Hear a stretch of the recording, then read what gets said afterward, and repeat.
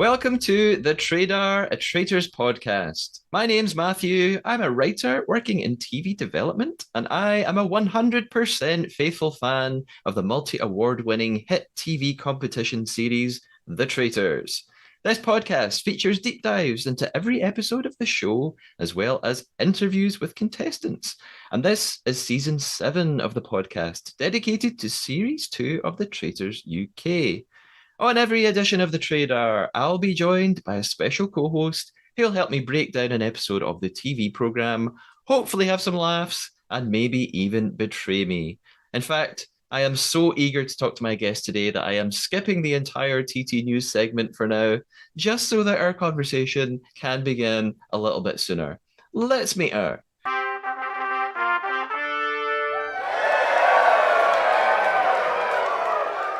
My co-host today is Jessica Wheeler, making her Trader podcast debut. Jessica is a senior development research for a prestigious TV company. She's also a talent. Jessica is laughing on mute right now. She is also a talented writer, apprentice superfan, and beautiful singer. And I know this because I had a ticket to the closing night of her recent Christmas bathroom concert series. Jessica, how you going? Oh my goodness. Nothing could have prepared me for that introduction. I'm so glad this isn't a visual podcast because I was beaming but also terrified. Um, Thank you so much. I haven't been called special in a really long time. Thank you. I'm doing so well. I'm so happy to be talking about episode 5 with you. Me too.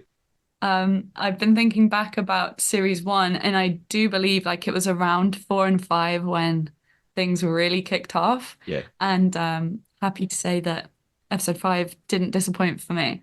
Excellent. What a treat. You've seen various other versions of the show, including Australia. How is this like ranking compared to other seasons for you so far? Absolutely. I've seen series 1. Matthew and I enjoy. Why am I saying Matthew and I? Like, hello, listener, Matthew and I. For some context, well, we do. We love to repeat the "I was in the car" line from series 1. Just, I'm never in a car, so it's perfect. How's it comparing?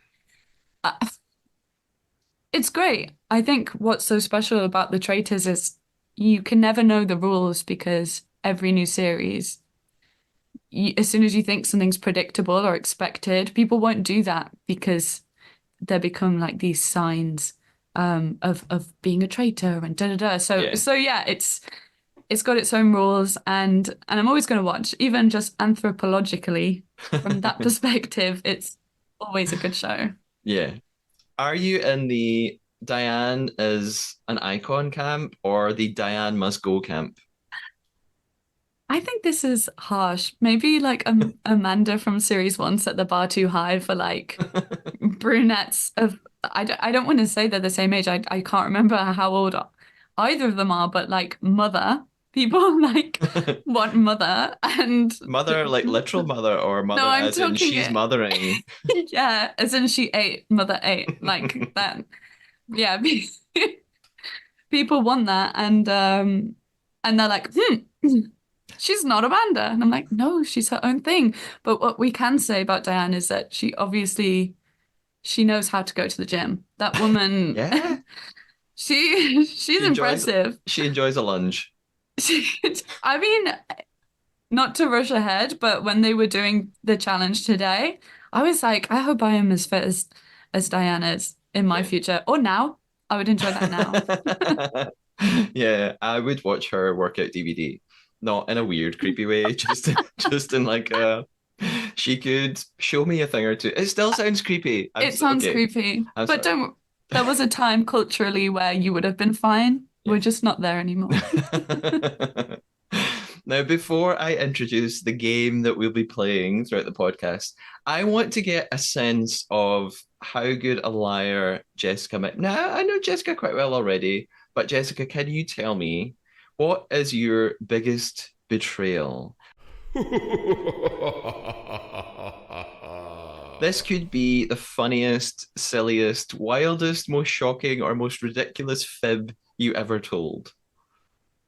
Oh, okay. So I'm not a good fibber. I have a real problem with lying. But I think when I interpreted this, I thought it was maybe a betrayal upon me, Oh, okay. for which I have a better story, or a story. Is that okay? That works, yeah. Because it's funny, and it was when I was 11. I mean, I'm Unless saying it's funny. You don't have to think it's funny. is this all a ruse? You're like, I'm really not a good liar. And then later you're gonna lie like 10 times in the episode and I'm not kind of gonna catch any of them. I'm not even Jessica. I'm her evil Australian cousin. No, God, people must hate our impressions. Because I know you did it on episode 1 of this I podcast, do it all the the time. series 2. And I just think when people, because I'm obviously like northern, but not too strong, when people impersonate my voice as if I'm really northern, I get my back up. So I'm really sorry to any Australian listeners. It's okay. I offended all of Northern Ireland in the last episode when I tried to do Diane's accent, so no To be one will be bothered fair, by you.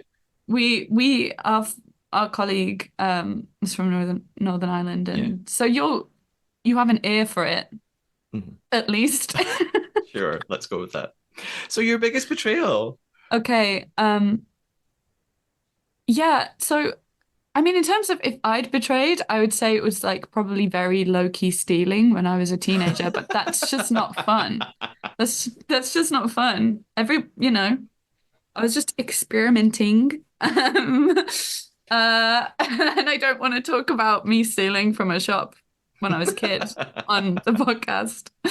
Um, but okay, so it's just a funny story. And also this friend that I'm gonna mention as part of my story, for some reason, like a lot of my content is reflects back on her because we were like best friends when I was a kid. But it's quite funny. So one of my best friends when I was growing up, we did like we were just starting to do amateur dramatics in our area, and we both got callbacks for the part of Annie. And so she was at mine, and we were talking about how's it going to go? You nervous for the audition? Da da da. And I used to tap dance at the time, and obviously, if you've seen the original Annie film, the little tap sequence with Daddy Warbucks. So my mum was like, you should definitely take your tap shoes and, show them you can tap. And my friend was like, no, don't take your tap shoes. And I was easily influenced because it was like friend who is cool, mum that is not. I didn't take them. Anyway, did the callbacks. I did not get the part of Annie. She did get the part of Annie. Then she got an agent. Then she was on TV and like her career took off. So when I read that you wanted me to talk about my biggest betrayal, I'm not bitter, by the way. I absolutely love this person. Um, but I find it funny to think of that journey. I Um, I thought that story was going to end with like, and now she's Dua Lipa. Like, it's so funny you said that because I've been thinking about Dua Lipa just before this call. Um, Completely irrelevant. No, she's not Dua Lipa, but she was on. I can't say any details about her. She was on some long-running shows for a while, and then she presented some CBBC stuff. okay. Basically, if anyone knows me, and it's so easy to decode, but if she ever listens to this, she knows that I stan, I love. So, Is she Australian? Is that a clue? no, we're both Or from Rochdale, okay. a little tiny, cute, quaint village north of Manchester. Right, I got to rinse my mouth out of that accent, I swear. No, I enjoy it every time. Well, we're going to be playing a sneaky game of dishonesty throughout the podcast episode. Our not so secret mission from here on in is to tell one lie to one another. The lie has to be a fabrication or a made up fact, big or small, about the traitors or about yourself or anything else. For example, I could lie and tell Jessica that I was actually a games tester for this series of the show and that Claudia Winkleman threw a golden cannonball at me and gave me a black eye. However, our lies can't be fake opinions. Like saying, I think Claudia's black eye shadow, see what I did there, has gone full Britney Spears and I don't like it. When my true feelings are that Claudia's look simply can't be improved upon. So we're looking for fake facts rather than fake feelings. At the end of the episode, we each have to put our traitor hunting skills to the test and decide what we thought the other person's lie was. Jessica, are you ready to betray me? I feel like you've betrayed my whole scale of like dramatic eye makeup because you're saying like the lowest bar is Claudia and the highest is Brittany. I just don't Yeah. understand what you're saying. I mean, I was like Amy Winehouse, maybe, okay, I she's should have famous gone for for that. well, Brittany these days, there's some Brittany's got that I didn't take my makeup off after yeah, the night out yeah, look. sort of disheveled, not sort of intentional smoky eye look is what I was thinking.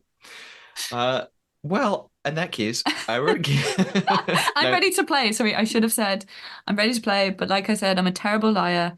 This isn't a bluff. You're gonna see me smirk, but forgive me.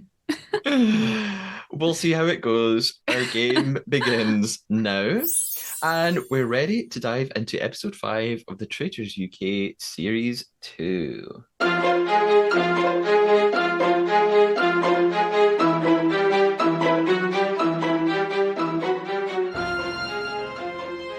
We begin with a recap of episode 4. So we're reminded that Brian was banished. Goodbye, Glaswegian Brian. And the traitors sent 4 people to the dungeon. That was Ash, Paul, Andrew, and Meg.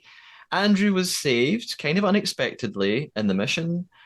Meg and Paul come under fire in the banishment room, but it was Ash who received the most votes. And we ended on a strange cliffhanger because we kind of knew what was going to happen next, but the episode ends before Ash actually tells us that she's a traitor. So we begin at that point then. We're in the banishment room, we're at the round table. Ash tells them that she's a traitor, like we knew she would, and there's a wild reaction as expected. Um, I mean, I think getting a traitor at the third banishment is not bad, right? That's okay. They're doing quite a good job. I don't think they're doing as good a job as the previous series. I also know, and I was thinking today when I watched it for the second time, they're really the fact that so for example, Paul was like, "Oh yeah, I definitely think there were two and they recruited one." So like the consensus is that there were three traitors Yeah, and now there's two. And like I think that could end up being a massive problem for the faithful. And I think it's just not as open-minded. So yeah, very gratifying to have caught someone, but I feel like their problems haven't even begun to some degree. yeah. I mean, I'm jumping ahead a little bit, but I've said this on previous episodes. I think it's really difficult to have early predictions in this show, especially about particular players making it to a certain point. But I do have a feeling that the traitors might win this series. And part of what you just said maybe sort of leads into that. Um, so Paul is like there Paul is like crying in his interview and his like confessional very suddenly. It's such a contrast to the previous episode. Yeah, and also before when people have become super emotional, that's made people suspicious because they've been like, why are you that upset? And Paul in this episode says like he was that upset, but he essentially like recalibrated the direction of how upset he was to give off a different Yeah. vibe. Just some tea about Paul. Can we do this?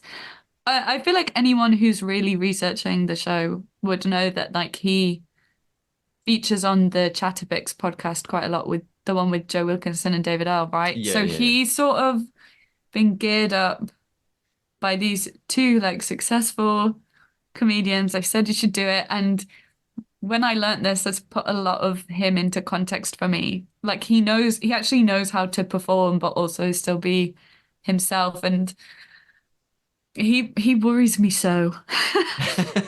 He worries me so. He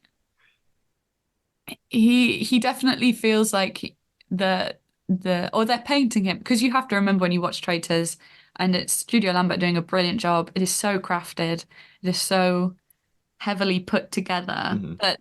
that they've created the entire narrative we're about to see. But from what we are seeing of Paul, he's only getting higher up as someone for a greater fall, if you Yeah, see what I mean. yeah, definitely. And this whole thing with him and Johnny becoming, they seem to be together all the time, and I can't help but feel like that's come from the thing about Johnny and Paul being the most popular. And then Paul was like, oh, well, if I'm friends with the most popular guy, then that's probably gonna help. Like a few bit transparent for me, but Okay. I I don't know. Okay, sorry. I've got many thoughts. Paul is just he's interesting. He's got a villainousness. Yeah. And What do you think? the podcast that you mentioned, I've seen a clip of this on TikTok of the first time that they mentioned the traitors to him, and Paul didn't even know what the show was. So the two hosts, David and I can't remember the other guy's name, It's Joe Wilkinson, right? the two like actor comedians, yeah, they talk. They're like, "Oh, have you been watching the traitors? You should go." And he's like, "Oh, I've heard it. I don't really know what it is." It's really strange seeing this old clip now. Uh, Yeah, that's sort of like, I don't know if there's this like Carl Pilkington-ness about him in that podcast where he's supposed to be like the guy that's not. doesn't have a clue. Yeah, Yeah, but he's clearly has switched a on. clue. Oh yeah. Yeah. I'm also at this point not really any clearer about why they ended episode 4 with that cliffhanger. Like I thought, that something strange is going to happen. Like maybe Ash is going to say something really unusual, or someone as soon as she walks out is going to say something wild. Like one of the traitors is going to put their foot in it. But actually, none 100%. of that really happens. So Yeah, everyone, I must have spoken to about 8 people about this, bearing in mind this show came out yesterday. And I don't think anyone knows, but not to be like boring, kind of from my career perspective, I think like it's a just a really good way of making people watch the next episode. yeah, And also look at it's posed such a question. Like, why would you do that there when everyone knows what Ash is about to say? yeah. Um, Yeah, so even though there isn't a surprise, it made us think there was going to be a surprise, and therefore we watched to find yeah, out. exactly. And I don't know if when we look back at the episode in full, maybe it creates like a better arc throughout the episode to have done it there to that point. Yeah, Yeah, maybe tonally it just didn't. I mean, imagine if it had been like, I'm a traitor, and then they'd been like, oh, yay. And then you end the episode, it's too gratifying and it feels yeah, like too much of a closer. Like you're not really teasing people to come back that way. So hats off to the edit. I liked it. I yeah. liked it.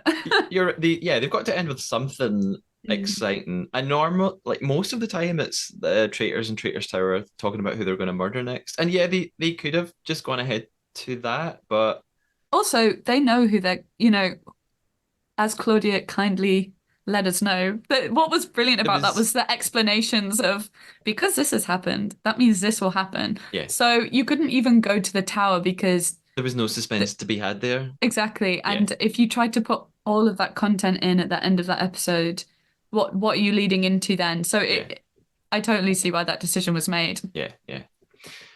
So we start to see some discussions round about the house then. Some of the women pop some champagne. Paul is crying with Johnny, and I don't really know why. He's still talking about his little boy. I love it that Okay. people don't mention their kids and then not to people just will drop in that they have kids and it really catches me off guard. Like I'm happy for them, but I just don't know why it always surprises me. Yeah, on the Uncloaked episode, Johnny talks a little bit about this, but I want to give them as little promotion as possible, so I won't say any more about it.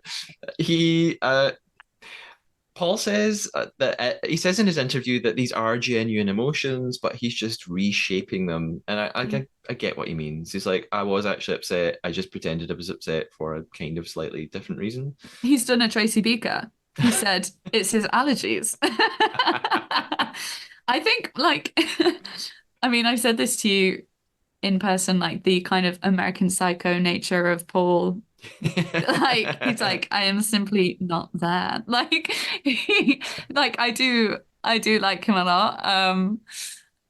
But I think as well, he's exposing some things that we all probably do in our normal lives, and it's kind of, I mean, do we? Ooh. I mean, I think I've definitely misdirected some feelings for something to like save face or whatever, but there's something very like raw about how articulate he is about his process, right? Yeah. I forgot to mention in Jessica's bio that she's actually my therapist as well. So I brought her on for some psychological chat about me. And what do Uh, you think about that? How do you feel about that? Matthew, didn't you relate to this? Remember what you told me last week? Don't worry. What is it? Oh, I've missed the moment. Confidentiality. Confidentiality. It's quite hard actually us having this discussion because we talk so much about our job is to talk about show formats, unscripted show formats, and consider all of these different elements. So like, you know, we see it from us. I think that's why your podcast is great because you have a good insight of it as a maker, you know, as well. So us talking about it is like the whole thing about the where they ended the episode. Yeah, yeah, yeah. I like it because of because you can work it out based on all the other things you know about how TV works, right? Yeah, yeah. But if I never felt like that, I probably would have just felt annoyed. Annoyed, yeah. And Thank you, Dr. Wheeler. Professor Wheeler. That's why I brought you on. So oh gosh. I'm kidding. So Diane and Tracy, back to the house. Diane and Tracy still think that Meg is the traitor, and they say that the traitors have shot themselves in the foot if Paul gets murdered because it'll be so obvious that Meg is the traitor tomorrow. Little do they know what is actually about to happen. Tracy also suggests Zach is a traitor, but the others really disagree with that. Clairvoyant Tracy doing a great job. Clairvoyant sonographer Tracy. Yeah. I also remember in the first episode of this where you and your friend were the dispute about what a sonographer was. Yes, well, a lot of people who are listening sent me messages because they thought I was saying stenographer. So they thought I didn't understand what a stenographer was, but actually I was not saying that, and No. I was correct about what a sonographer is. Diane and Andrew then suggest that Johnny is a traitor, which I was quite surprised about. I mean, I think we've already heard Ross mention this before, but this Oh kind of took me yes. aback.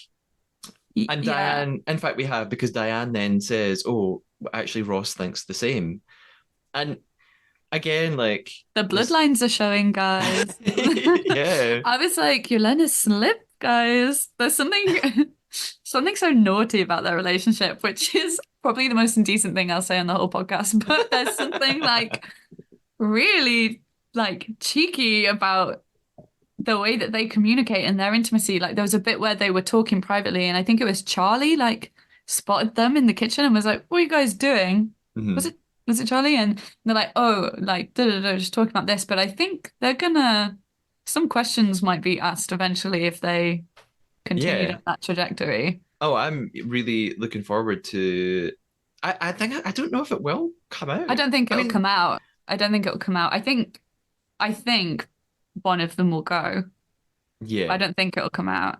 yeah. I think that's where the drama will eventually come from. It's from one of them losing the other. I just have a feeling they're going to keep the secret really well. Although I secretly want them to let something slip by accident, and it'll be really enjoyable. Just it's a very different situation to the secret relationship from From series one, isn't yeah, it? yeah, yeah, yeah. Uh, at this point in the episode, I and I'm not sort of like retrospectively adding this note in and pretending I knew more than I did, but I already was worried about Johnny I just felt he was getting so much focus from like Really? three different people talking about him. Just that being included in the edit made me think not necessarily he is going to be banished, but I thought he's going to be in trouble. He's going to be one of the people that ends up being spoken about at the banishment room, and there's a couple of other things in the episode that then re sort of affirmed that for me. Mm. Their Don't you? theory. Sorry, yeah, on you go. I'm so sorry. I was just thinking like there's a very interesting dynamic coming up between well between Ross and Johnny and partially Zach as well. These sort of boys of a similar age who are probably obviously this could just be the edit, not in the room, don't know, but like uh there's like a sort of young alphaness Yeah, that I think means that they lock heads a bit and lock heads, butt heads, lock I don't know what that term is. Um and I think they're like there's like a provocation in just the fact that those people are in the same room together doing this yeah, game. Like there's some cross lines of like who they are and they're quite similar in some ways and I think that's bringing a lot out of them. And then if you know like for Ross with his secret alliance, like that's just going to make this Johnny case unfold a bit more, I think. yeah. I think I would probably include Anthony in that as well. Like, there's a couple of really interesting conflicts that happen with him With and that, Zach. are we going with is it Anthony? Yeah. Oh, Anthony or Anthony.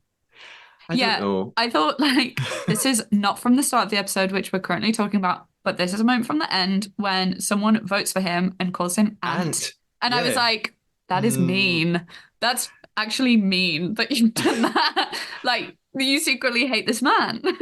I have a whole note on this that I'm going to get to at banishment, by the way, about them calling him Ant. And like, again, you're the perfect person to talk about to this, and you'll find out why when I get there. Okay, Uh, super. I can't wait. but so the reason that Johnny's name is coming up is the theory seems to be that he behaves very differently come banishment room. They think that like he's generally a really friendly, like outgoing, I guess, extrovert guy, but in banishment he's really quiet and reserved, and they seem to think that this is suspicious. Meg says that she doesn't want to be murdered, which is really almost no one does. It's quite sad because, like, as viewers, we know that she is absolutely about to be murdered, and she Yeah. doesn't realize that there's a chance maybe that won't happen. And even Claudia then steps in to make it very clear to us that there's no way out of this. I have a question for you. Hmm. I have theorized on previous episodes or episode singular that I wonder if I think this whole situation is quite odd that actually Meg is sort of doomed and there's no way out of it, and we already know that. Like, I kind of get the feeling maybe, do you think production messed up a bit and sort of thought, oh shit, we shouldn't have let them put two traitors down there. This actually isn't great. Or do you think they don't care? I don't I don't think they messed up and also when you're dealing with a cash prize, uh I think you have to be very careful with intervention with stuff like that, right? Um Yeah, not necessarily Hashtag work intervention. chat. No, I but just I wonder think if they thought, oh, like they told the traitors, you can put as many of you in the yeah. dungeon as you want. But they can't Maybe, actually, right? Because what there were four? Were there yeah, they so could have. they couldn't They have all gone in. Why not? That's what they told it. They said you can put yourselves in. Yeah, but if all of them okay, they couldn't all go in because Then there would be no no one would have murder. been murdered. But then So that like I almost think happened anyway, because if Meg had got banished, that still would have happened. yeah, so I guess what this no. So My question is, I should mean, production have said you can put one of you in the dungeon? but the thing is that then there would have had to have been this thing where the faithfuls knew there are up to two. There might be one in. I don't. They don't need to tell the faithful. Yeah, but it seems. Yeah, okay. My brain is like a tiny bit broken from this situation. It's okay. Me too. So, Well, what was the question? Do I think that the the, production staff should have said, you don't do this, only put or one in? to put it more simply, do you think that when this situation arose where Meg was bound to leave the game and was kind of screwed halfway through episode 4, do you think production were like, oh, that's kind of a bit annoying that that's ended up happening? No, I think what's exciting, like it's only on its second series, and imagine if this had happened. So like imagine if everyone had come back the next day and they would have I mean, I don't know what Claudia would have said when she came into the room or whatever, to should have been like, oh, no one's been Yeah. murdered. I don't know how you would have said that without obviously indicating what that meant. But I think it worked to add, drama to the situation, right?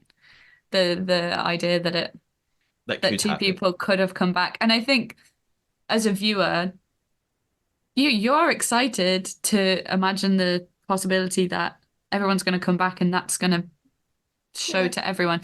I think it worked out perfectly. Okay. And I think it really created a brilliant fork in the road for I'm not going to say that some people just view things with bias and that's why they trust certain people, like, the filters that we all have. And some people are playing it like as a game, but it definitely, as Anthony surmised, what I thought was like quite well Yeah. at the round table, like that you can see it very clearly in two different ways what has happened. Yeah. Yeah. And yet he's basically ignored by everyone. Yeah. Yeah. So what does end up happening, of course, is we go to Traitors Tower. There are just sort of these three guys now, which is kind of boring. And Paul reiterates he thinks that Ash was terrible and that she needed to go. I mean, it's quite patronizing to me. And as well as Paul being on the podcast you talked about, do you know that he was on Deal or No Deal? Yeah, in like 2010, Yeah. something. As well as People that apply for TV though, they've usually been on, well, they haven't always been on TV, but yeah, it's he's got not a so taste for it. yeah, some people online are like, oh, look, Paul and Kyra were in Deal or No Deal, and I'm like, big, yeah, I'm not surprised. No deal, fun, no big deal. Yeah, no big deal. Deal or no big deal. Deal or no big deal, guys. Respond in the comments. No. I'm making a note that that's the title of this episode. Deal or no big deal. Um, so there's in Traitors Tower, there's basically no chat about murder because there's nothing to discuss. Oh no, sorry. Paul is like, it's like, what does he say? He's like, if you're in work or if you're part of a football team, he just makes these real like funny like male Analogies. analogies. I just like he is right, but it's just so funny seeing like three guys like just kind of nodding at each other, and he's like, if you're part of a football team, then you've got to support the rest of the team, and they're like, Jessica, either that's your lie or what's more likely is I zoned out when Paul was saying that because he talked about They football and it just didn't register with my brain. So I don't the word barely even football like remember, turns your brain off, barely even literally. remember that happening. I program that into you as your therapist for you to just switch off at the sound of football. No, no, that did happen, and they're so. I don't know. For me, I love those moments that seem like nothing. They're the funniest moments for me Yeah. because they come into that with Olivia Rodrigo vampire playing. Yeah, I do remember So that. because I was Football? No. Olivia Rodrigo? Yeah. and I can't the music sensational. I'm sensational in the positive sense and also like in the other sense of the word. It is so daring. It is so American. I mean, Studio Lamont can do America and the UK. Like they've got this massive track record for it, and they're really bringing to us that level of like cheesiness in the soundtrack that I want to like peel off my body, but also I'm really glad it's there. That's okay. That might be a soundbite for the podcast. I want to peel off my body. Peel it off my body, not peel off my body. I thought Not you that meant severe. that doesn't make it any clearer. As in, like, I feel like it's a film on my skin, when the music is doing it. Like in the other episode, there was like, I'm the boogeyman. And I was just like, please take this away from me. I don't want to embrace the drama of the music that you're putting on for something that I know is inherently very British and probably normal sounding, like on on the scene of Yeah. where the moment is happening. Because imagine that conversation where he's like, it's about, football without that intro from Olivia. Crickets. So we move to the next morning. We're at breakfast.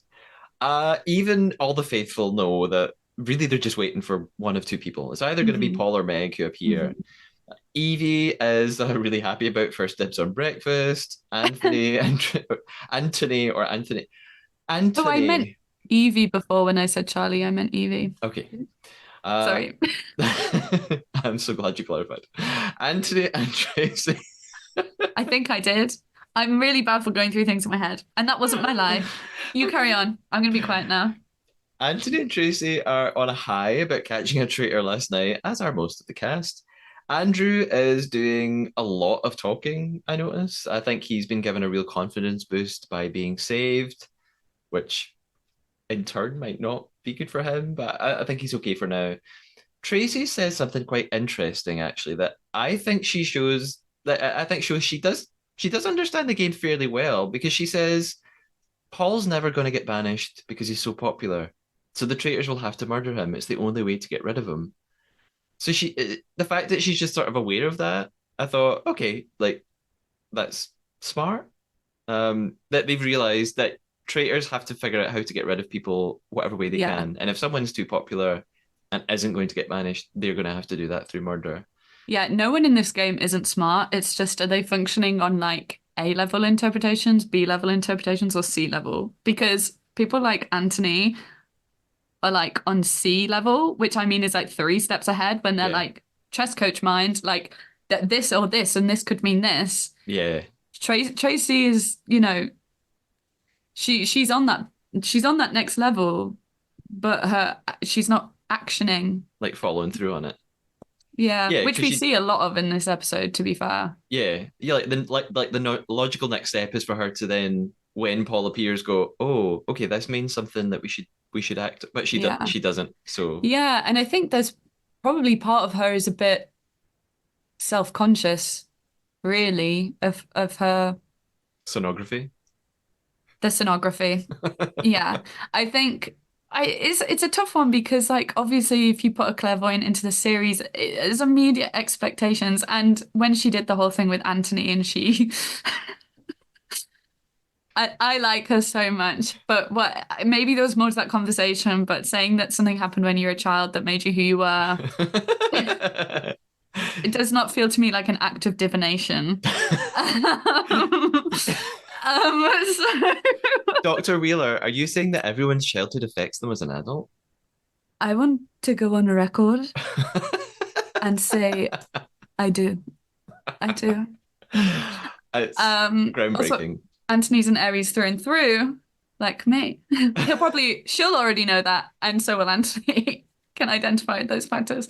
But yeah, I do wonder why she doesn't even need to go into the clairvoyancy with that. That's just like quick maths, isn't it? Really, to have that top line the show in the morning to be like, well, yeah, you wouldn't. Paul's not going to go. There's heat on Meg. It's almost like such a clear equation that people can't see it to some degree. Yeah. Do you And think?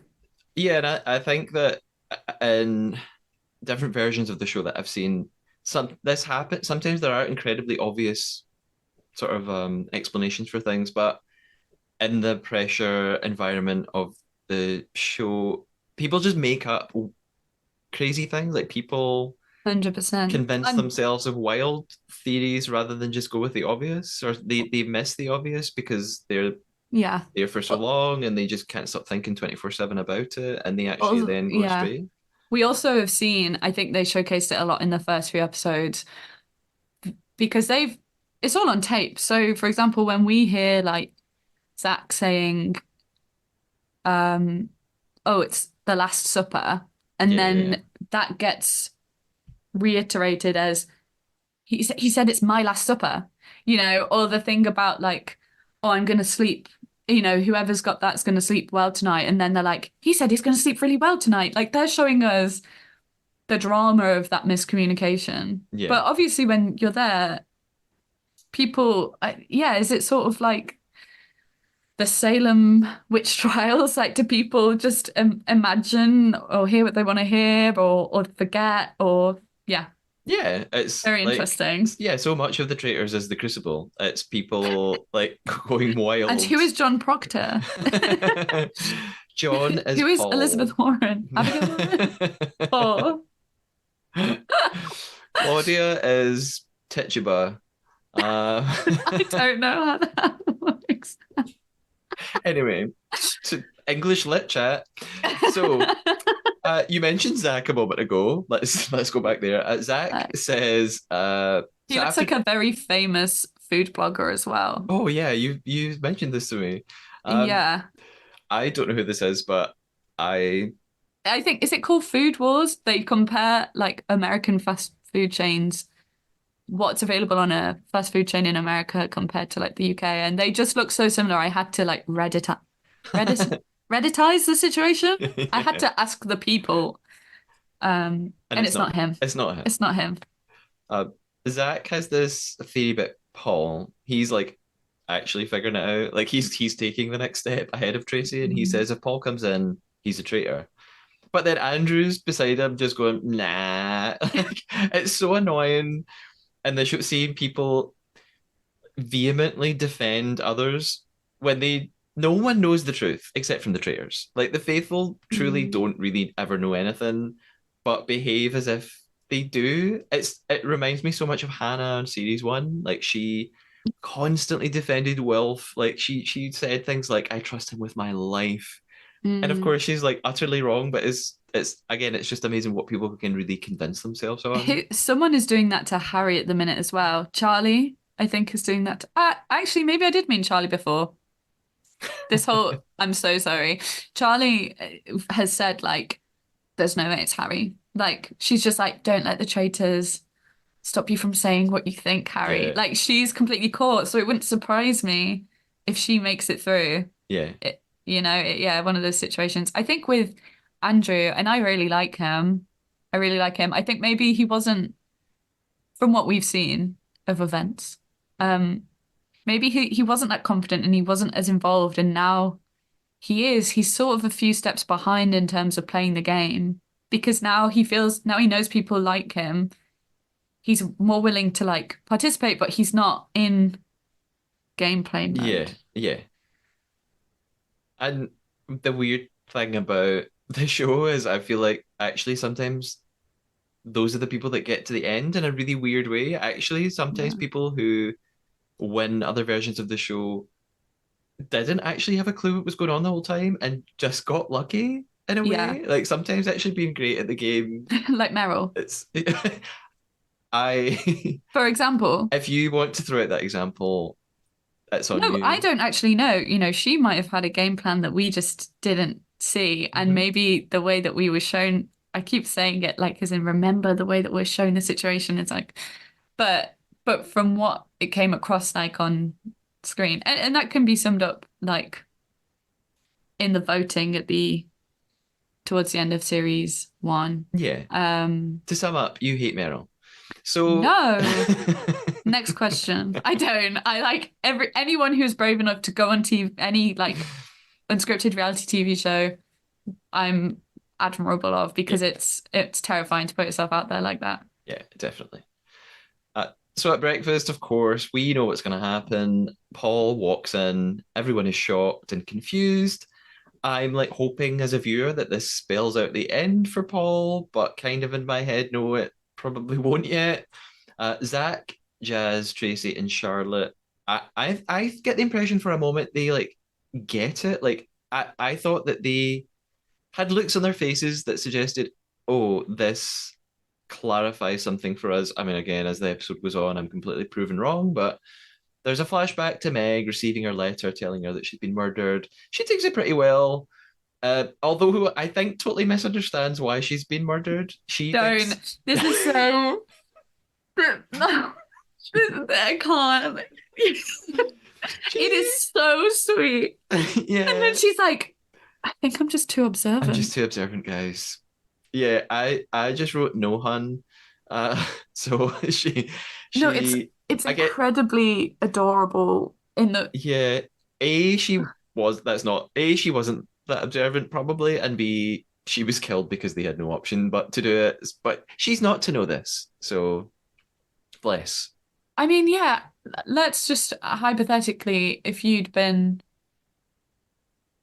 would you want to say like, what would you say? Oh, they probably murdered me because I was quiet. Like what Yeah, you'd you'd be have to like, think of something. well, quite often the traitors, their tactic is to pick like a sort of chaotic, random choice that's going to throw everyone out. Oh, so I'd convince myself of that. I'd be like, guys, I'm the chaotic choice. I'm a riot. They can't stand it. I'm the wild card, guys. I've got too much sway in this whole thing. I would have loved it if she'd come out and said that. Yeah, like I was a threat. I was a threat, folks. Oh, I Poor thought it Meg. was lovely. I thought like a nice sentiment to leave on. Yeah, I mean, like I said, Yeah, I love them all. I love them all, but yeah, she's the ultimate scapegoat of this series, I think. You know, and she didn't make any choices, and yeah, yeah. Poor Meg. for Uh, sure. we get a little clip of Evie in her interview, and she is on to Paul, but thinks that she's in the minority for suspecting this, so probably isn't going to do anything about it, which again is so frustrating to watch. Claudia arrives at breakfast, congratulates them, but they're all still confused and shocked about Meg. So around the castle, we start to get some discussions about what's going on, what's everyone's theories. We Also, see, it's 35 degrees in Scotland. Everyone is in shorts. They're getting tan yeah, lines. it's I know it's hard to believe. Occasionally, there's sunshine here. No, they've It's just timed it so well. I mean, you yeah, couldn't have wished for better weather. yeah. This happened last season as well. People were like dumbfounded that there seemed to Mm. be nice weather on some days, but yeah, Also, I'm so chaotic on this episode. I'm so sorry if listeners are like, this girl's jumping from A to M. But much like Drag Race, and when they have their like diary room, you know, are they always wearing the same outfit? I don't think I've registered. pretty much, yeah. I think once or twice someone has worn a jumper that they weren't wearing before, but yeah, Okay. they're usually in the same outfits. Yeah, just to of a point of consideration, like timeline wise.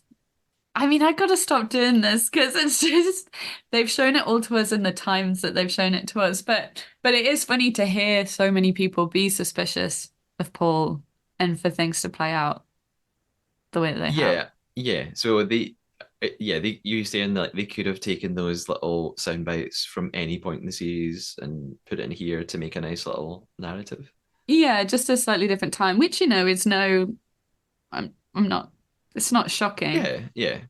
But But it feel and that's why you kind of feel a bit hurt by the situation that they didn't get Paul, because it does feel like there's this hubbub of people being like, "That's Paul."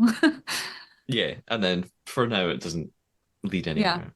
But it all makes for good viewing because of how upset we are. It's funny you made a drag race comparison because I have a drag race comparison later on too, actually, for a different reason. Great minds. um, I I also thought it's funny. Like I would love to see. I know in Uncloaked we see the eliminated players find out who the traitors are, but it would be great to see them watch so many clips from the series and like see how wrong they were at various times.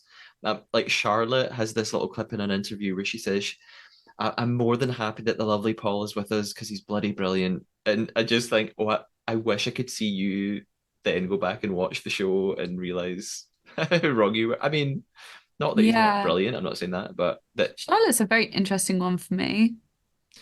I'm not quite sure. She's got this sort of leading lady. vibe about her, but I don't know what that means in this situation. Like, I don't know where she falls. I, do you understand Yeah, what I mean? Like, I yeah, find her really hard to. I feel like she's active and she's there, but she's not necessarily presenting a pathway of thought for me, like, as in what she believes is going on. yeah. Or in terms of what they've chosen to show us, like I feel like she gives me the impression that she's probably really interested and they could give her so much more focus than they are giving her. Like I feel like actually she's Yeah. not had that much screen time, even though she looks like she's She's probably on the screen a lot. Like she's cut to a lot of the round table. She's always involved in a conversation.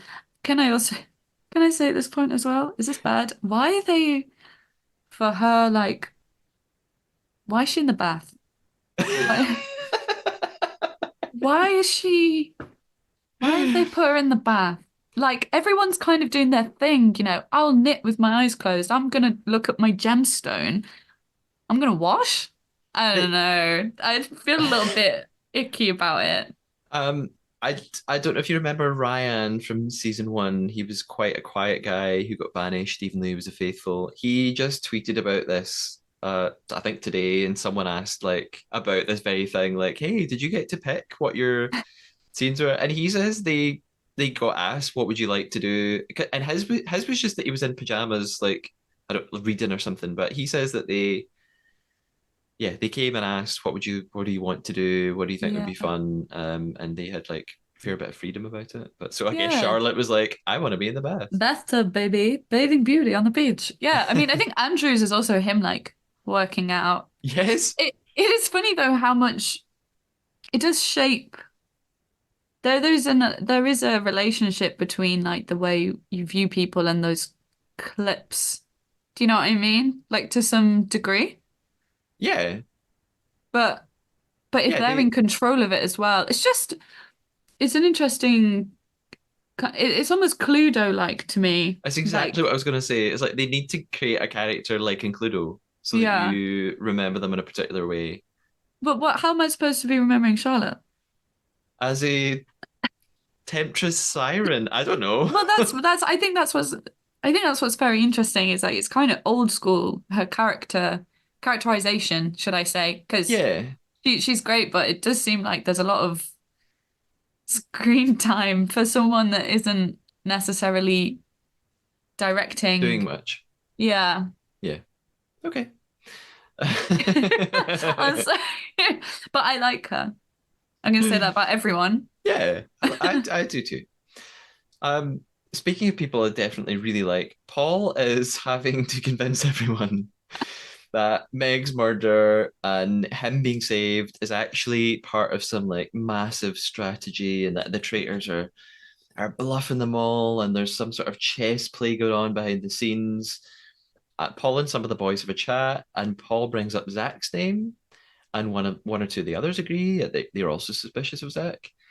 We see Ross talking to Jasmine, Jazz, and Charlie about his suspicions of Johnny.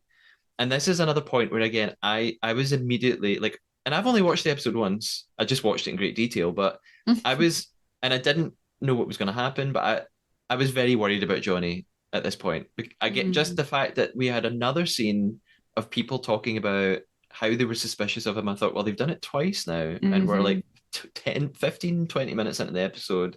I just thought, okay, they're They choosing have what to show they're us. engineering a storyline that's Yeah. building somewhere. Well, they're sort of providing us the backstory to what literally happens because what they can't change is who's voted out. So what they have to do is like Go encourage backwards. our mind, exactly, encourage Yeah. our minds to realize, not with full confirmation, obviously, but Yeah. that is what's going to happen. I did love them all talking out on, I don't know, the veranda, should I say? Yeah. I was like, it was very Love Island, like these beautiful young people having this chat. I loved it. Those three were great. And I really like Jazz as well. Yeah. Jazz is the kind of person who, you know, like in series one, you felt like people just are voting other people out because they're not like smiley, cheery people. Yeah. And I'm so glad to see like Jazz He was just he's just so normal and he's great, but like get to say his piece and have friends and not people not just be like, I'm so suspicious of him because he's not like banter all the time, you Yeah, know? yeah, I totally agree. I think Jazz comes to the fore in this episode, and from what I see in social media today, people are like, "Oh my God, crown King Jazz now!" Like people, people are sort of. Someone had like photoshopped. I'm not kidding. Jazz's face onto Princess Diana's body. Oh my And they were God. like, King Jazz, come for your coronation now. So people are really enjoying him, and me too. Uh, because obviously we're recording this now with like an hour and a half before the next episode. Cannot wait to see what happens with him. But what was I going to say then? I think there's some like Game of Thrones like plot for Jazz where you like him and you've grown to like him and he's, like this strong person that you actually do want around. Uh, and And then something horrible's coming. and he like walks into that situation which might actually, obviously I don't think that will play out well for I'm skipping to the end. We'll talk about that Okay. when it comes up. Sorry. um, in the same chat that you were just mentioning, Charlie even says, some people think it's Paul, but I don't. And the others like nod as if they seem to agree. But then I think Charlie leaves and Ross theorizes about the actual truth. And he says, I think I've said Ross, but maybe I meant Jazz, that Paul is in fact a traitor. Yeah, no, it's just so Jazz says Yeah, what he says at the end yeah. He says he to thinks Harry. Paul's a traitor and deserves an Oscar for pulling off this No, big. so Ross says he deserves an Oscar if that's true because Oh, Ross is okay. not convinced, but Jazz says if I'm gone, he says this at this point in the episode as well. If I'm killed off, it's Paul. Yeah, that's right. Um, and in his interview, Jazz says he doesn't understand why no one's questioning Paul. And actually, that's the point where Charlie leaves and he tells Ross and Jasmine his theory. And Hmm. yeah, exactly what you just said. He says he thinks that he'll get murdered by Paul tonight, but and he doesn't want to bring it up at banishment Do because you he doesn't think think anyone will back him up. do you think like Ross to some degree is kind of blinded by the fact he has this secret with his mum? To a degree, I think he's clearly so smart. I think that trying to carry your own secret in that room is quite distracting as a faithful. So Like he's if like you, preoccupied with this whole other worry. a part of his like ability to think in the game is slightly some percentage of it has to go towards the fact that Yeah. he's created a secret, with his mum. Yeah, that's So exactly what Tom from series one said on Uncloaked recently. He said actually having a counterpart in there doesn't do you any favors because it just makes you anxious about this whole separate thing being discovered the whole time. So yeah, so I think Ross is very capable of confronting the idea of Paul, and maybe would be more so if he wasn't already in his own game. yeah, I that don't know. that makes sense. That too could well be the case. Um, again, I just made a note about Jazz like clearly understanding the game actually because he says if you know who a traitor is, actually you can't come for them all guns blazing because you're just going to make yourself an instant target. So like on one hand, it's like, oh, that's so great that he's figured that out, but oh shit, what's he then going to do about it? Like it's Yeah, and which is something that I think plays out from now on actually. so Uh, brilliant because he, from having one series of the show already, oh, don't go in all guns blazing.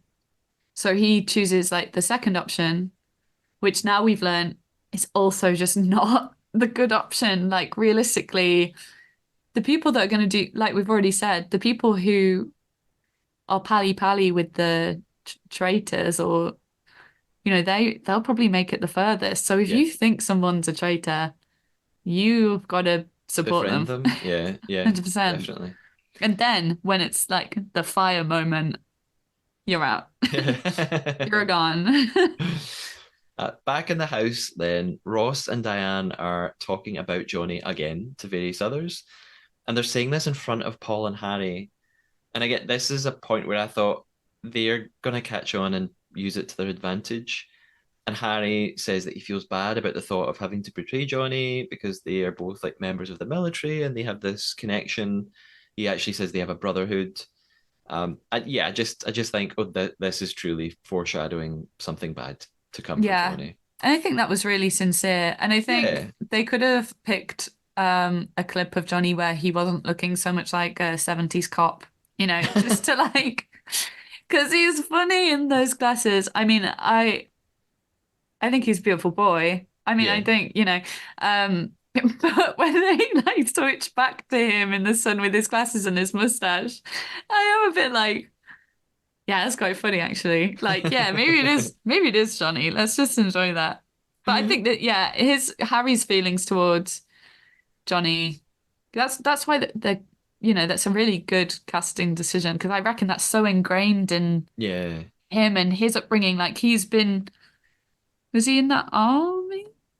I can't remember what department Harry was in, but I he's still think young. So like he's really grown up with these like he's been taught how to, these you know, values, these kind yeah, of his ideals. disciplines are really embedded in him. So I think it's very sincere. Absolutely. We are ready for the mission for the episode then. Claudia tells us it's worth £10,000. Basically, they have to shoot a golden cannonball from an incomplete catapult, which Ivan from series one tells me online is not actually a catapult. It's called a trebuchet. Is that how you pronounce it? I neither know Trebuchet. nor care. Okay.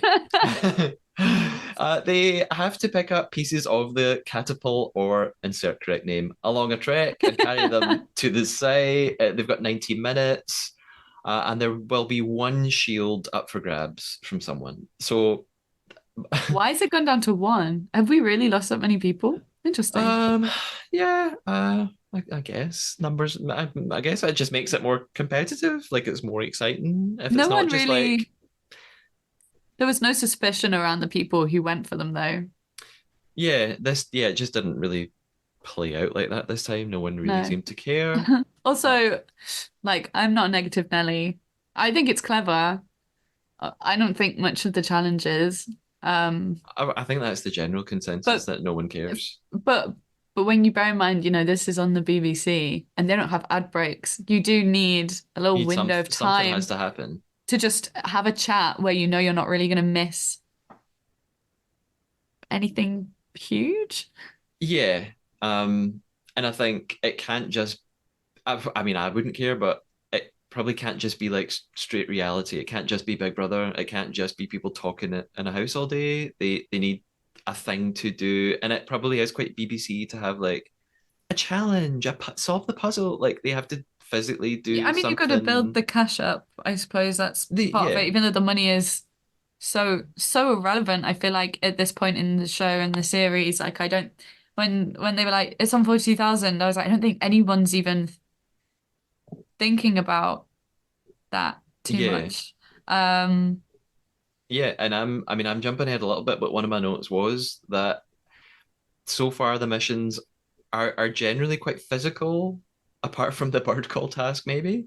Like I wouldn't mind if the missions were more just rely on like strategy or logic or like but a maybe little secrecy game. there's so much of that happening that maybe they're like we need to pull away from that, going to the opposite world where people can like mentally Sure. rest for a second. Yeah, and I've said on older episodes that because when people criticize the missions a lot, but I can kind of see that they serve quite a clever function in that they are team building and that actually it's when you make them all do these fun Yeah, tasks together, they become actual genuine friends and they have fun and that yeah, then amplifies the fact that they're going to have to betray each other later on. So maybe yeah. the tension is so well executed because the cast generally they genuinely get on really well and maybe the missions add to that.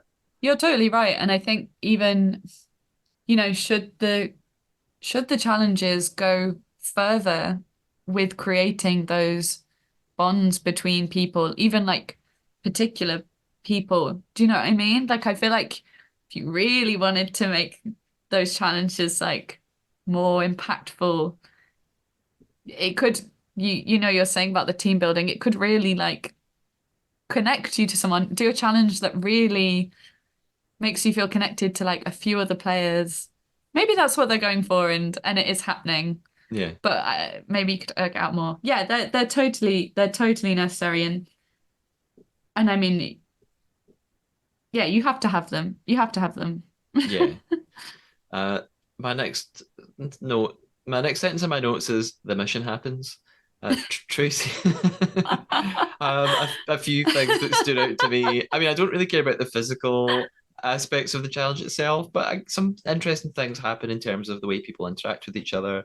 Tracy enjoys Andrew and Paul carrying her across a river. That's fun.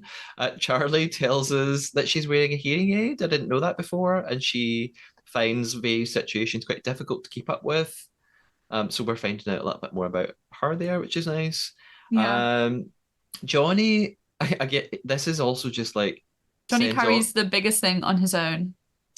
yeah, and gets his own little segment that spells out just bad news in big capital letters to me. So he talks about joining the army at 17, and he says it transformed him, and he reminds us of his accident they had when he was 21 again. Yeah. So I just thought when a faithful gets a big chunk of time like this and backstory, I think it's generally bad news. And this is where my Drag Mm. Race comparison came in because I think that this is something that happens in Drag Race. Quite Yes, often, contestants, if completely. you find their emotional backstory, usually a mirror chat, it's possibly a sign they're going to get eliminated at the end of that episode. 100%. Oh, it's just like when they do the lip sync and it's like if the camera spends more time on, Yeah, the ratio of the camera. you're going to win. Yeah, yeah, Yeah. I mean, so they just made Squid Game as well, right? Squid Game the yeah. challenge. And what is brilliant about that is that like you get so invested, they spend a lot of time with someone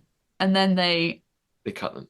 they go, right? So it's like this language of getting a lot of time actually indicates a more imminent death Yeah, which rather than winning. Yeah, which I think is a subversion of what's probably quite traditional on this kind of show, that actually the opposite probably used to be true, that they would really build up the characters who were going to win or make it to the end. But with shows like Squid Game or The Traitors, they're doing the Yeah. opposite. They want us to be shocked and horrified and feel bad. So they do the opposite. They make us really care about them, and then they're eliminated, and Yeah. we get a fright. Well, you get way more out of the overall series that way, don't you? To have these, it's like, I've said Game of Thrones already, but it's like the show is made up of deaths, right? Basically, it feels like it's all about the losing and then the winning happens Yeah, rather than the winning. yeah, Because that's only one moment at the very end of the show. yeah. There's an interesting moment in the challenge when Miles says that people keep nominating him to lead things, but he doesn't actually really want to do it. And he says like he's been given the instructions for the catapult, but actually he's not any good at really understanding it. And I just thought it was quite interesting that he's seen that way by everybody else. I thought this could either be really good or really bad for him. I've not Like seen that. I feel like I've not seen that. oh, it's not my lie. This did happen. He says people keep nominating me to be the leader of things, and there's a shot of him like holding the instructions, but he's like really struggling with it. Yeah. And I wondered, oh, does that mean he's really popular like Paul, and that could be bad? Or I don't think it's quite the same thing. I think he's seen as quite paternal. I think they see him as quite caring, and Yeah. he's like a sort of dad figure or something like that. I have this theory that becoming a traitor picked by traitors is a very different, puts you into a very different mindset than being a traitor picked by the show. Um, that I feel like when you're an immediate traitor from the top, there's a lot of pressure. There's a lot of like rushes onto you. This whole production, everything has been like, you're gonna do it, right? And then when it's like a peer that decides to make it of you, I just don't think the same weight is shared. Like it's not Yeah, this is the same process. And I think for Miles, like I think he has a great game for that. Like he manages there's a lot of love for him, but then he's not sort of built up in the same way that Paul seems to have been Yeah, yeah. built up as, and I mean, he's just famously like, I've got no names. But yeah, it's lovely that they'd consider that of him. But I don't think I've seen that in the rest of the show. No, I hadn't either. It was only this part of this mission in this one episode where I heard him saying this. I said something in the previous episode of the podcast, which I only published a few hours ago, so you won't have heard it, but it's kind of connected to what you just said, although you made the point much better than I did. And my point was a little bit more trivial. Just the fact that the other Ash, Paul, and Harry were chosen in a room full of people with blindfolds on, so like Yeah, they had like seconds or minutes to get used to it, and then had yeah. to immediately start acting. Whereas Terrifying. Miles, that was alleviated for him. He was chosen at night in his room with a piece of paper, so he had like Yeah, he had the night to get used to the idea and really prepare himself. So even yeah. that tiny little advantage could be a good thing for him. Yeah, also he didn't really have to pitch. Whatever he pitched to be a traitor, if he did, was not enough to get picked. Hmm. So like no one really knows. What they've done at the top, at the start there is they picked someone who is they've had this insight from spending time with people and they've picked someone that no one would ever think would be a traitor. So they've actually got a lot more knowledge, the traitors at that time, of who would be good, maybe Yeah, more so than they know that those three original ones will work out because really they're going to be great for the drama. yeah. So we could see Miles go all the way. I think he'll do well. I think he'll do really well. Yeah. I said Also, go on. I You go. said that as if I had some sort of inside info. I'm like, I Yeah. think he'll do well. I have no idea. I don't know anything Yeah. No, you're good. The except in my theory is soul. good. Yeah. I know you have a knack for understanding these things, definitely. I mean, it'd be interesting. I can't wait to listen to this back at the end of the show. Everyone has gone, Paul has won. And we're just eating our words. We don't really know anything. But what I do know is where was the challenge in launching the slingshot? Because that slingshot was consistently hitting the bullseye, and people were like, yes. I was like, Yeah, you pulled I a cord. yeah, I kind of made a note about this as well. So I mean they complete the mission, but P.S. Molly and Ross picked up some shield boxes along the way. I like not surprised that they complete the mission. They've done it every single time so far, and I don't believe for a second they did this in 90 minutes with no intervention from a crew. My friend said Um, this. I yeah, mean, it's a clock on a screen, and we've worked with clocks before that have needed adjustment. slight attention. Yeah, Yeah, I mean the shots you've got to get, the things you've got to see. Yeah. But we yeah. don't care. We don't, no one really cares about that part. I know it's yeah, except me. No, uh, yeah. At the end, Molly and Ross have to compete for which one of them will actually get the shield. You're right. They launch the cannonball. It's very Traitors Australia to me because in that they often did like physical missions, one on one, head to head to see who's going to win a shield, Did and they do which I really like.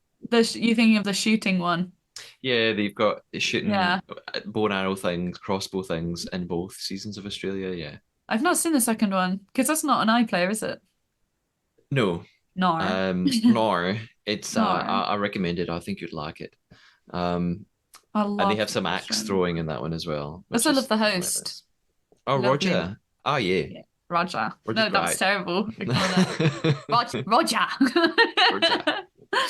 He's nice. I would say all the hosts actually are so quintessential. Alan Cumming. I mean, imagine if he hosted the UK one. Yeah, have you've not seen like Traitors New Zealand, have you? No, Yeah, I I'm don't. very legal in my viewing, so anything that I can't access, I haven't seen. You might feel differently about the host of that. That's all I'm saying. I'm sorry.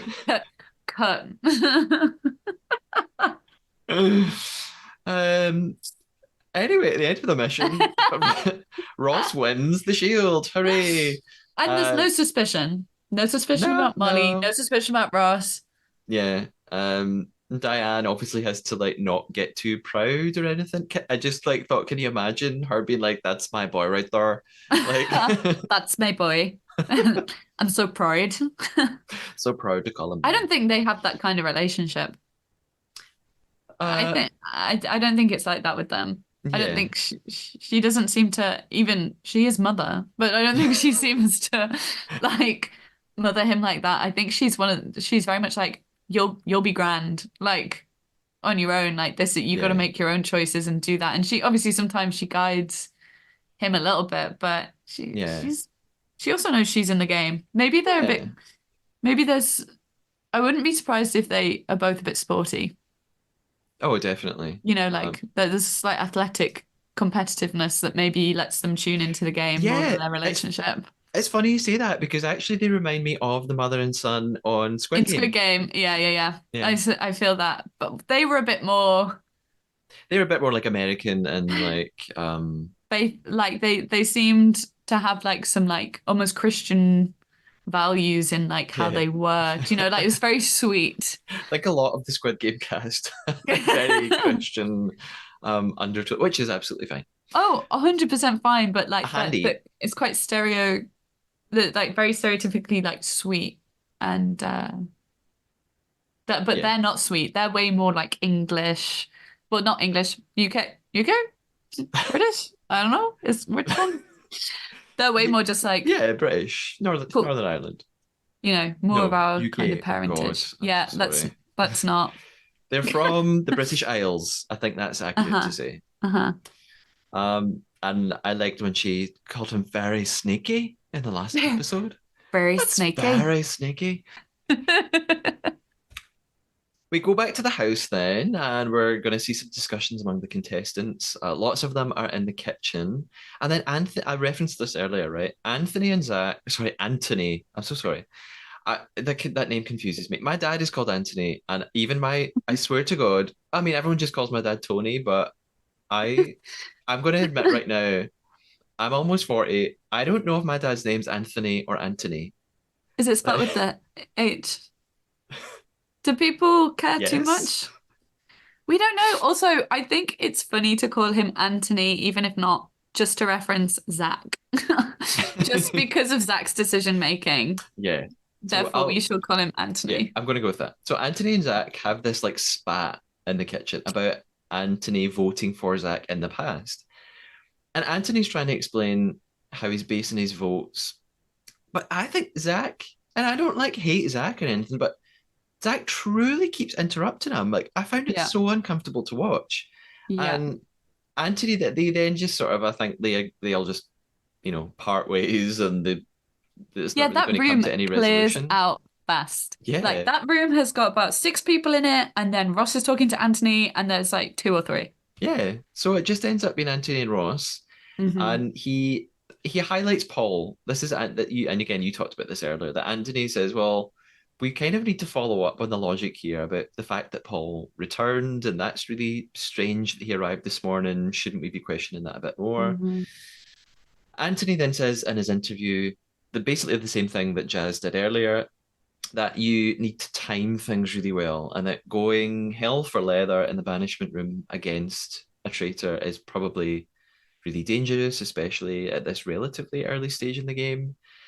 In another room, there's another kind of argument. Jasmine suggests Oh my that, God, Jasmine and Johnny. yeah, When I've she's like, I'm suspicious of you, and he's like, well, I think we're both suspicious of each other.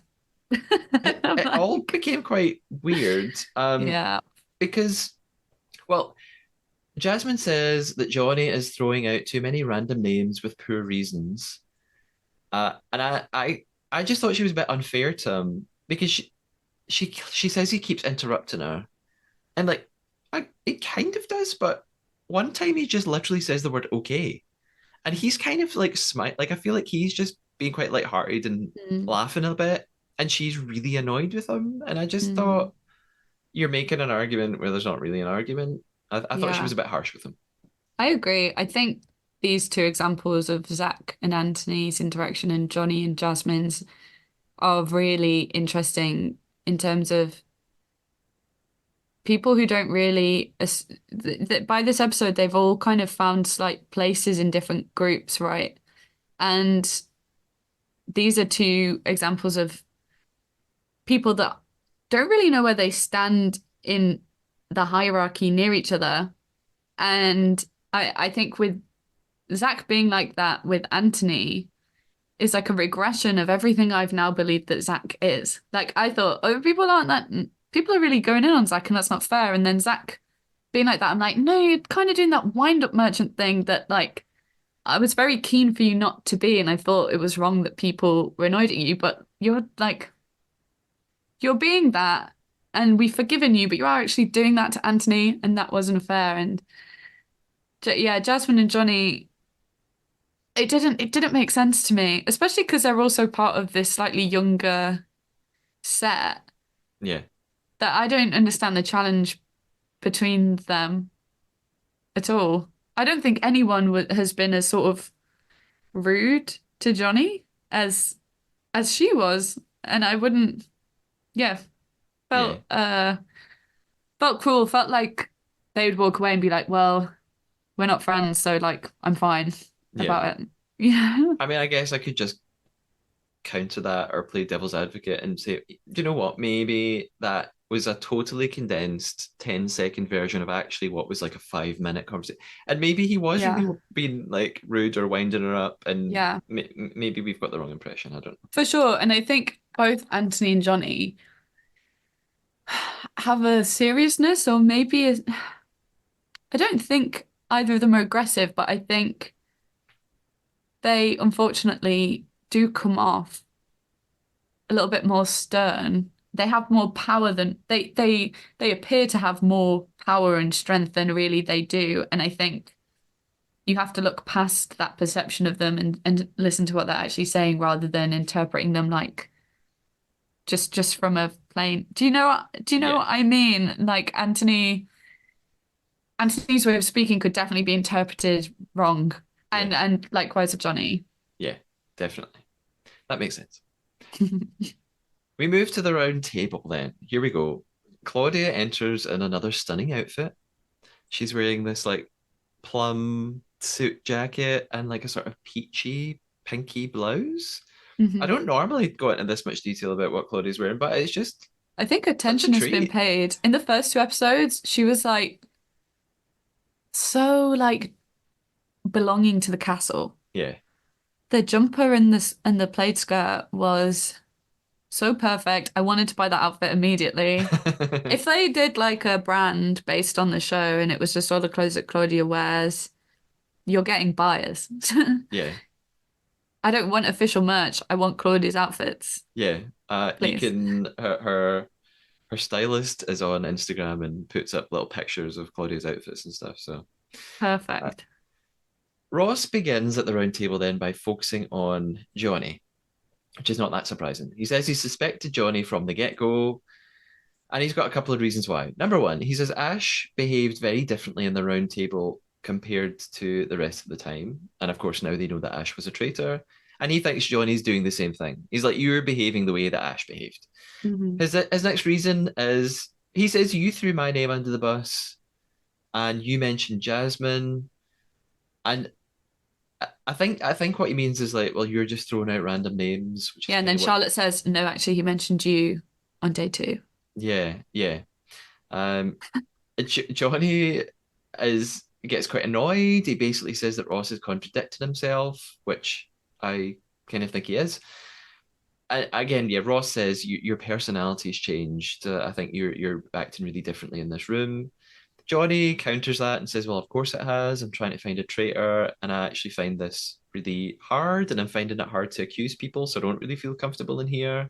And he says, Mm. "I'm not the only person who's quite quiet in this room." He says he feels like very suddenly people have turned on him today, and that's the way that I think it comes across Yeah. from the perspective of it as a viewer. Uh, Diane, Miss Diane steps in. Has anyone got any other names they'd like to share? I think It, this is again like exposing of the relationship, unless it's cut, obviously. but she does feel a lot of ease involving adding on to things that Ross has said. Like it's Mhm. very comfortable and natural to them. Yeah, I just don't know if anyone would truly pick up on it, but we do. Do you think, I don't know. I feel like they do look similar. They I do look similar. I think they do, but again, I if I wouldn't have spotted it on my own. Like I truly wouldn't ever look at two random people in a group and go, "Oh, you two look like each other. You must be related." I think, I think uh, I'd be like, you guys get on so well. That's nice. yeah. Also, Dan, do you have any children? Oh, famously, no one talks about their kids, so Except Paul. Uh, except Paul and Johnny. yeah. So Diane is like, yeah, she's in true like teacher mode here. It kind of made me think of like when someone's talking in class and the teacher's like, something you'd like to share with the class, Jessica. It's very that energy. Um, Miles suggests that maybe Zach could be a traitor. It's very brief, but we get a little comment from Charlotte going, yeah, that's fair, as if to highlight what had happened earlier in the episode that I talked about, as if to just briefly highlight to the viewers, yeah, everybody likes Miles. And when Miles says something, other people nod along and they respect it, I thought. Yeah, but like, are we like missing out on something? Is she about to do something? Is she about to go? That's my question because this agreeability, this time that she's being given when she's not really doing much, it's just Yeah. weird, isn't it? Like, Well, she is one of the three names that yeah, is brought up at the end. So hence yeah, bathtub. maybe this is all leading to Charlotte being murdered. I hadn't Yeah, thought of that. Anthony now wants to address what he calls the elephant in the room, Paul's return at breakfast. He says that either Paul's faithful and the traitors are pulling a great trick, basically, or Paul is just a traitor. I think like Paul doesn't really say much here at first, and Jazz has to step in and ask him, "Do you want to say anything? Do you want to speak?" And Paul, his tactic now is just to deflect, and he suddenly turns back on Johnny, which feels quite random to me. And I yeah. thought it looked like he was going to fake cry again, like it's giving Matt Hancock on Good Morning Britain. He implies that he's going to be furious with Johnny if it turns out that he's a traitor. And I know it's a game, but it's so cruel. Like the way that he's able to like manipulate everything. It's like it's quite alarming. He's he's doing things. He's doing red flag things. Is that because he's got red hair and you are being really a bully? Yes, I'm a very visual person. Um, no, when like at the end of the last series, that's sort of a point Yeah, yeah, yeah. that people are like, you It's don't like do that. And real Zach even emotional says that. blackmail. And I just think like that is not a valid it's not a valid response, and I have no idea how he gets away with it. And I think people it's so weird how we see someone how visually what Paul is, the sweetness of him, just to like view. But actually, when you look at his behavior, it's not very nice, and he's mean actually. And I feel like he's been, yeah, you're right, weirdly quiet. And for someone who's supposed to like, he's the most popular, everyone likes it. I don't think he has any reason to be quiet that evening on around the table. Yeah. And it's strange. And it's almost like because of Anthony's monologue, which I enjoyed. And I think what was a shame is that his brain's clearly moving so fast. And when you've thought about something so much, we get this in development all the time. When you think of an idea and you fleshed it out in your head, and then it's your job to explain it to someone, and you've moved too far in your head that everyone hears you, and that silence can really solidify the idea that you're you get estranged by it. And I just maybe that was part of the game for Anthony, but it definitely like it threw people, and then everyone came back to Johnny. I really wish. there'd been something. Maybe something was cut out of the conversation at that table because you are right.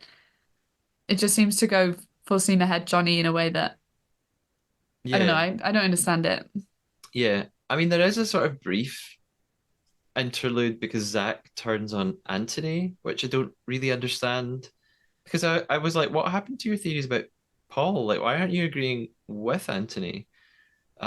Zach says that Anthony avoids answering questions. Like he says, you're really evasive in conversations. I just think that, like it's like you said earlier, the two of them just lock horns. Is that the term? Yeah, I They just for some reason can't really connect. And well, I but think that's Zach's still spurned by the fact that Anthony. Maybe there's part of it like Zach's annoyed that Anthony voted for him, and so if Anthony's logic is frustrating then for Zach to hear because he might view Anthony's logic as flawed because he also thought that Zach was a traitor. yeah, So yeah, yeah, sure, so maybe he's annoyed there. I mean, it is a weird, distracting argument for them to have when they're really missing the point that way. But these entanglements have to happen. yeah. And there's another like entanglement at this moment because another argument almost breaks out between them, and Zach again just cannot stop himself from interrupting. Like I found it infuriating to Yeah. watch that he just is one of those people that really cannot control themselves. Yeah. I imagine that Anthony is someone that can talk at length Yeah, though as well. So maybe he thinks he's intervening in like a long-winded yeah, sure. idea, but I'd say like neither of them are good at single line exchanges. They can't have a conversation where a simple sentence is said and a simple sentence is given in response. Yeah. So actually, they've got something in common, uniting them. Genuinely, I think, they'd probably get into some big conversations at the pub. That kind of Yeah, yeah, vibe. definitely. It's time for the vote then, and again, I feel like I already know what's coming. I don't really feel like this banishment now is going to be much of a surprise. I'll go through the votes one by one. Yeah. Harry has to start and he votes for Johnny, and it's just hideous. He says in his interview that sooner or later he'd have to get rid of him. I don't think Uh, he needed to vote for Johnny. that's yeah, I wrote that as well. I thought he didn't really have to. He could have just let other people do it. Mm. Um, he There's didn't. not a lot of suspicion yet about. I looked back at series one and people were way more like, well, you voted for that person when everyone else voted for this person. So da da da da. Are people playing very safe by just like unanimously voting now? I know there was the episode where it was like three Yeah, the people, tie. but him voting for Johnny really confuses me. I would have voted for Zach if I think it would have made more sense for Harry to vote for Zach. You know? Yeah, I wonder if he was just like scared a bit because of what happened with Ash, like that time that he voted for her and got it. I think he's just scared and thinks I have to go with the obvious tide. Like I don't want to. I I don't know. don't To know. me, that's yeah. Or maybe he's still trying to say like he's portraying himself as a person who's easily swayed and he's emotional. He almost Yeah. has this. I don't think he has like I hate to say this, like a soft boy energy, but he's like this gentle young Mhm. creature and he's malleable. Like this is the maybe the impression he's going for. Yeah, that makes sense. Yeah. So after he votes for Johnny, it's Zach. Zach votes for Anthony, and this is where he decides to call him Ant. And I was like, oh, are we calling him Ant? And Yeah. I, we've talked about this before. I think giving people nicknames without permission is a massive pet peeve of mine.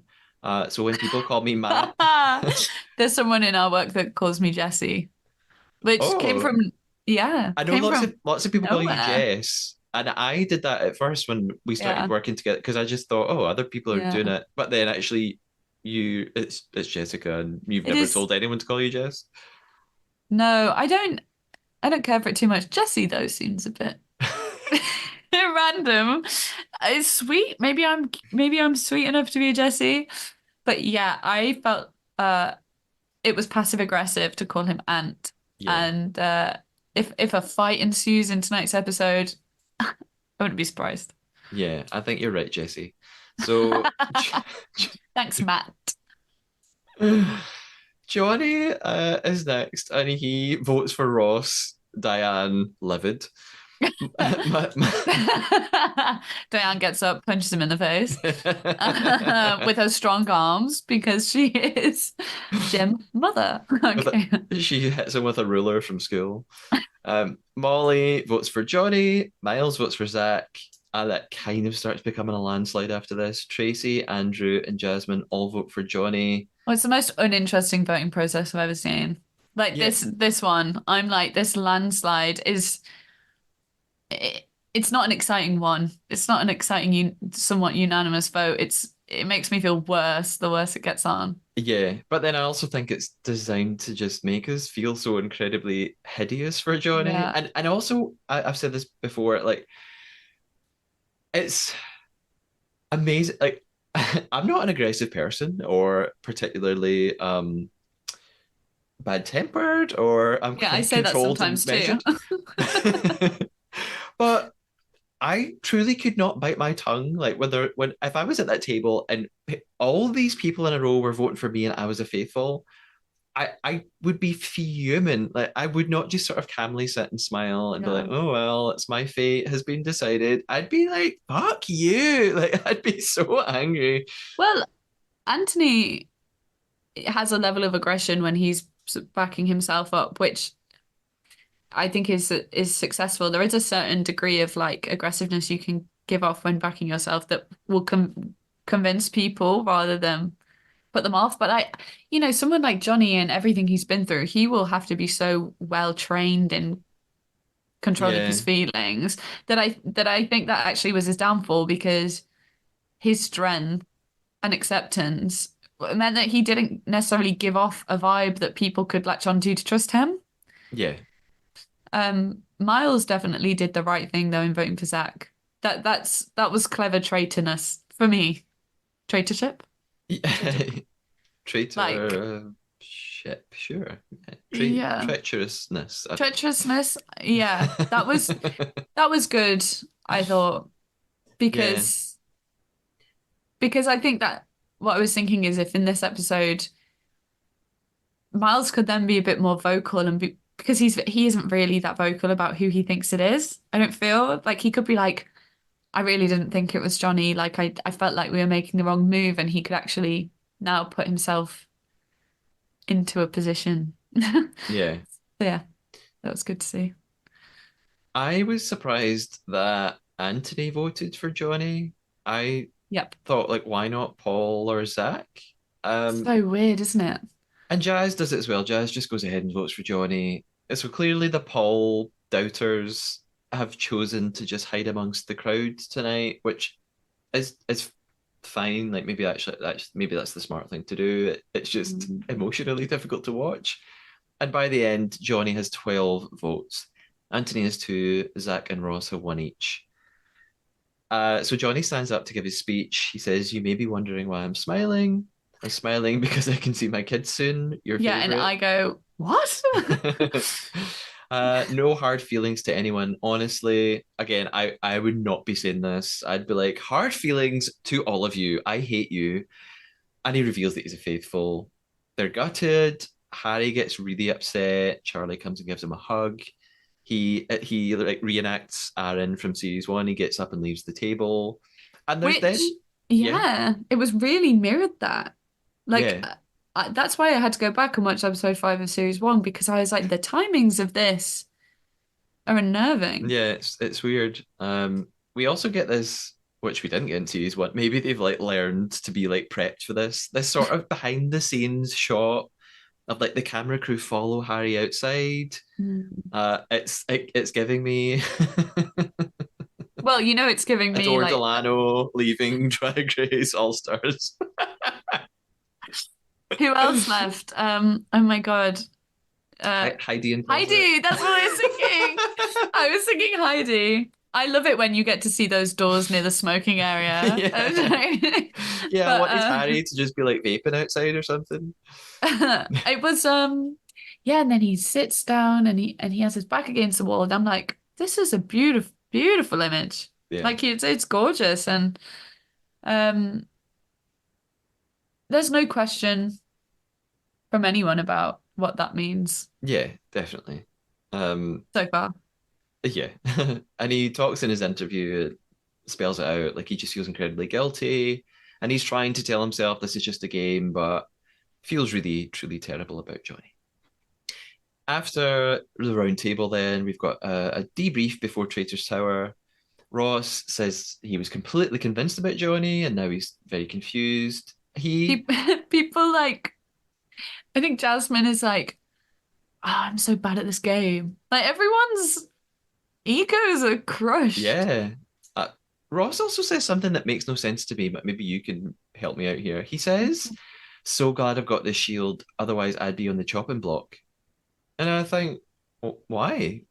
It's the opposite. The traitors will be loving what you've just done. You doing their work for them. I don't know why Ross thinks he would be on the chopping block because Um, Johnny was not a traitor. Like if Johnny was a traitor, I would understand why he was saying this. yeah, So I don't know if Ross is just getting all tangled up and Ross. Well, I honestly think everyone sees themselves as suspect. I mhm. think any person who gets a shield will just be glad to have the shield. And maybe he just forgot for a moment. Maybe it feels like a bigger deal was made of his name, and maybe it was. Like maybe a bigger deal was made of him at the Yeah, table. maybe, yeah. The one person that thought it was him has left. So yeah, I'm Yeah. not sure either. But imagine like it must be hard to sleep when you don't know if you're going to be there the next day. Yeah, definitely. So, but yeah, it I can't even say for the show, like, that seems a bit dramatic. The whole thing is so It dramatic. is. I spotted something next that I could be just completely imagining, right? There's this really what I think is a very interesting moment. Jasmine is talking to Paul, uh, and says she says, "No offense to Meg, but why were you saved?" And I swear there was like a reaction shot of Diane sitting beside them, and I really thought she was kind of had this glint in her eye, like she was listening. And I got the I'm reading way too much into this, but I got the impression that Diane was like, "Yeah, it is weird that Paul's still here." I feel like Diane was figuring out something about Paul in that moment. It was so brief, and maybe that's just what Diane looks like, a little twinkle in her eye, but And you're very smart. You know,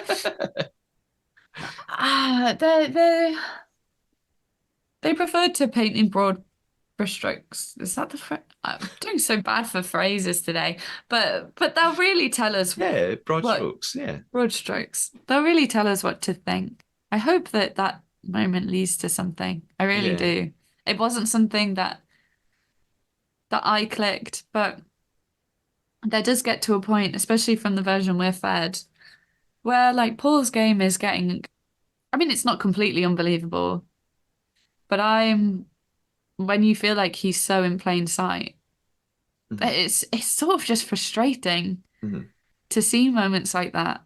yeah, Because you can't do anything about it as a viewer. Like this has already happened, yeah, and you're just like, no one's words mean anything. Like you can keep saying this, and no one's doing anything about it. So like, it's that feeling of just like, yes, okay, like, yeah.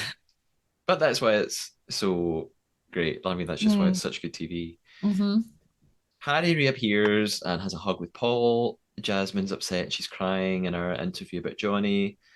Jazz talks to Harry in the kitchen. Oh Basically, God, it's so good. yeah, he tells Harry his theory. He says, I think Paul must be a traitor. And I'm like, again, just screaming, like, no, at the TV because he doesn't realize he is telling the worst person that he could tell this to. Um, he, the thing is, though, Jazz then says in his interview that he says he's disappointed in the rest of the team because they didn't shine a light on Paul. But I also think, well, you didn't either. So I, I don't think, I just think it's maybe a little bit hypocritical here. I think you can't be mad at all the other players for doing exactly what you're doing. Yeah, he was like, someone with a louder voice than me didn't say it, and I couldn't latch onto it. Yeah. But it must be. No, yeah, I agree. You can't get mad when you can do something about it. Yeah. And But yeah, go he's on. now convinced that his time is up. And I think he says that to Harry, like, if I'm going tomorrow, that means Paul's a traitor. I don't This really know is why he thinks his time's up though, because he hasn't told Paul his theory directly. Like, I don't know why he thinks. I didn't understand the logic here. Why does Jazz feel so unsafe tonight? okay. Well, maybe we've missed something, but I guess he also, did tell his theory to Ross earlier and someone else, and maybe he's but he worried also, they'll go yeah, back to Paul. he did say that like Paul has been making no eye contact with him Yeah, and yeah, been yeah. paying him no attention. But that to me wouldn't be a sign that he was gonna get you, because I think he would more likely get someone he had spent time with because people would be less Suspicious people about wouldn't that. think that he'd get them Yeah. unless this is some sorry, this isn't the plan. But let's say Jazz had a slight suspicion of any of the people he was speaking to. He said to them, if you say to enough people, if Paul, if I go, it's Paul. Um, and then and then someone is able to tell Paul, Yeah. and he It get does, it gets you out of it he might have sort of created it himself. so that he doesn't get murdered. Well, I think it could go, obviously, I'm going to give my Anthony now. There's both things are possible, right? You have to consider both paths. Um, he could be sharing that. Paul finds out Paul is a traitor. He doesn't get murdered. Bizarre, because it's like an open goal. It's too open a goal, you know, Yeah. to be like, well, if I die, then it's Paul. So that would give Paul a reason to not get rid of him. But if it goes ahead that it seems like Jazz has said this only to Harry, I don't think Paul is. I think he's too smart to do it in his gameplay. Do you know what Yeah. I mean? Yeah. Okay.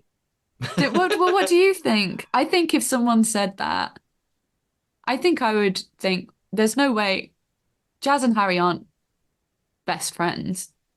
Yeah. So what's the likelihood that Jazz has only said that to Harry?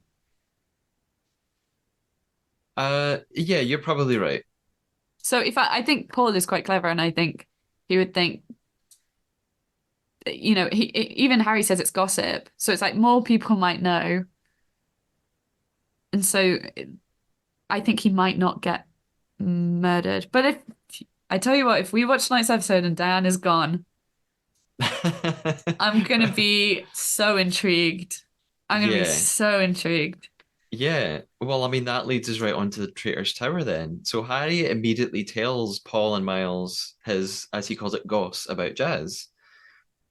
And I actually, I mean, personally, I think Harry should just jump on board with Jazz and get Paul out. I And think he then might. that would look really good to everybody because he would yet again have voted out a traitor. Yeah. Harry wants Miles and Paul to know how strong he is, and he's like saying, getting Johnny out was like a really hard thing for me to do. So like, I hope that proves, how good a traitor I am, and how like I'm in this for the long run and all that stuff. Yeah, And well, where Molly said something very interesting a few episodes ago, which was like along the lines of, "How do we know the traits are working together?" I said this exact thing in the last episode of the It's great. podcast. It was great. Molly's one of my favorites. She really is, and I think that's so true. Like the traitors aren't working because then they're going to share the money. That's not what any of them want. Yeah, I Also, also go I, on. I agree. Yeah, I just thought that was one of the most interesting things that anyone has said so far. That you 100%. So shouldn't assume insightful. the traitors are this united team all with the same goal in mind. I think the cleverest thing to do is to keep Paul and let him just grow more. This kind of slight power of his success at being a traitor is sort of it's taking up time. It's getting closer to the end of, the run. And I think the more he's swelling as a distraction, the better for the traitors. Yeah. But what was hilarious about the tower is this is such a visual thing, but Paul's hair. He's been to the same salon as Harry.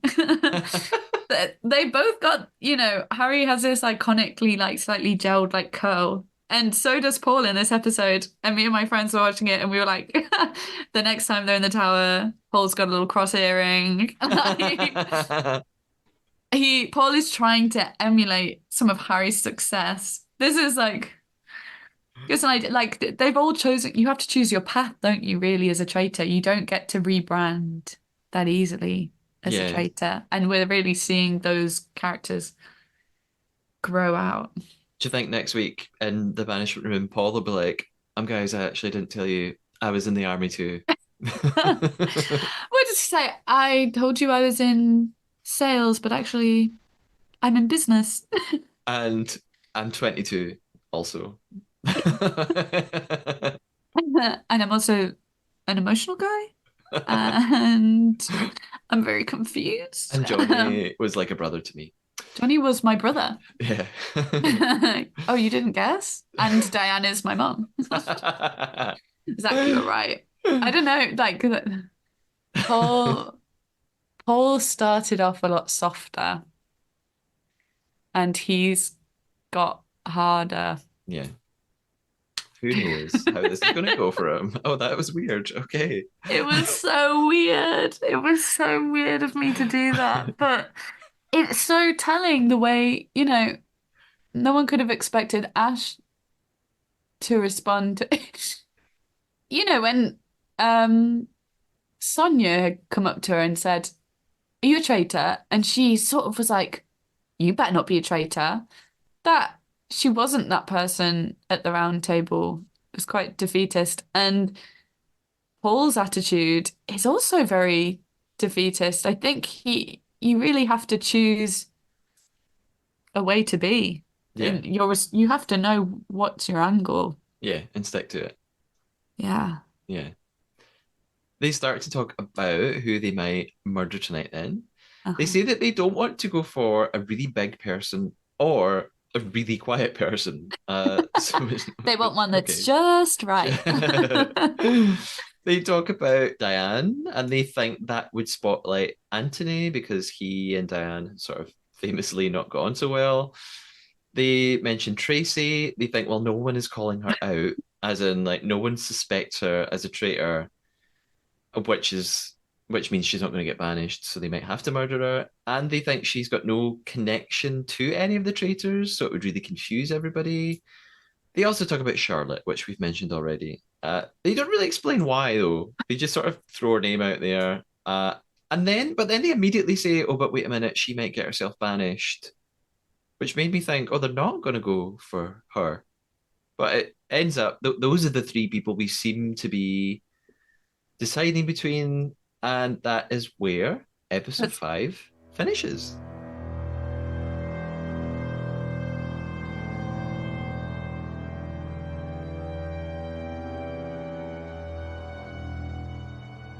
Oh, also I think they play a song that's on the Twilight soundtrack as well when they're going to the tower, and I really liked that. Didn't Who notice. who was it again? Diane. Charlotte and Tracy. Oh, women. Well, three men killing Well, three women. not a good Okay. look. Not a good look, guys.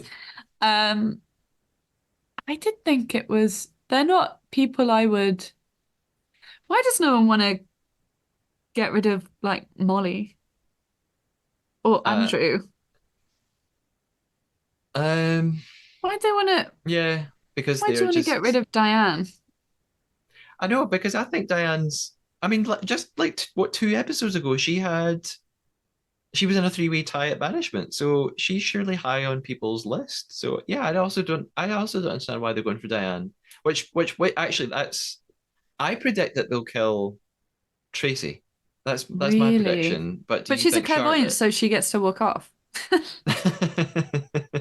She will communicate from the dead through other hmm people, so it's okay. She'll still hmm be in the game, actually. I How many episodes have we got left? Is there 11 episodes altogether? 12. 12. Okay, So we have so 7 tonight is more. halfway. Yeah.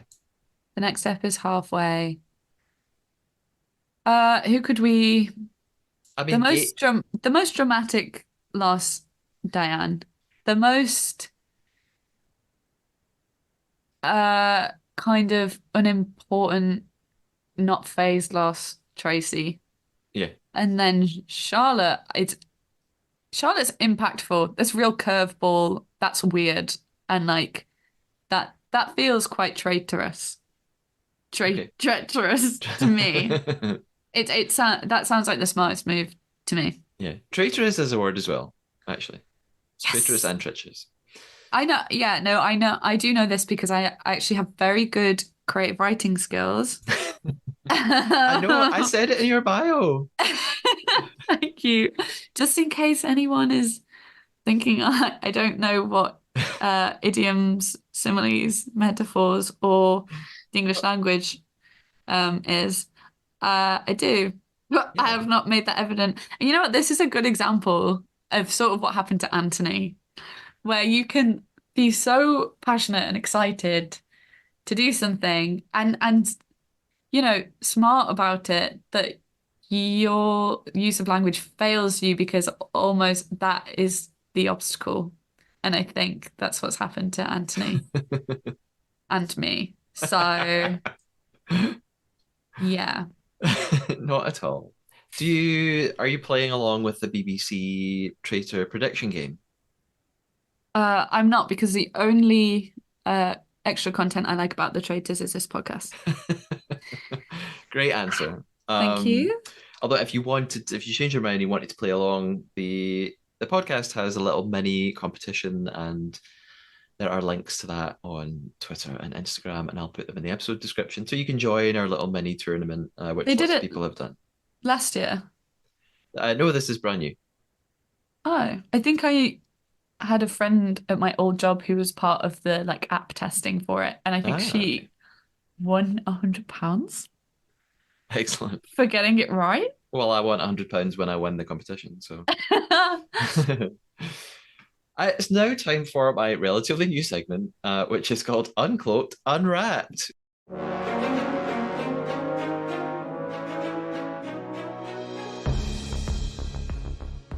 where I will attempt to recap the most recent episode of Uncloaked in 90 seconds.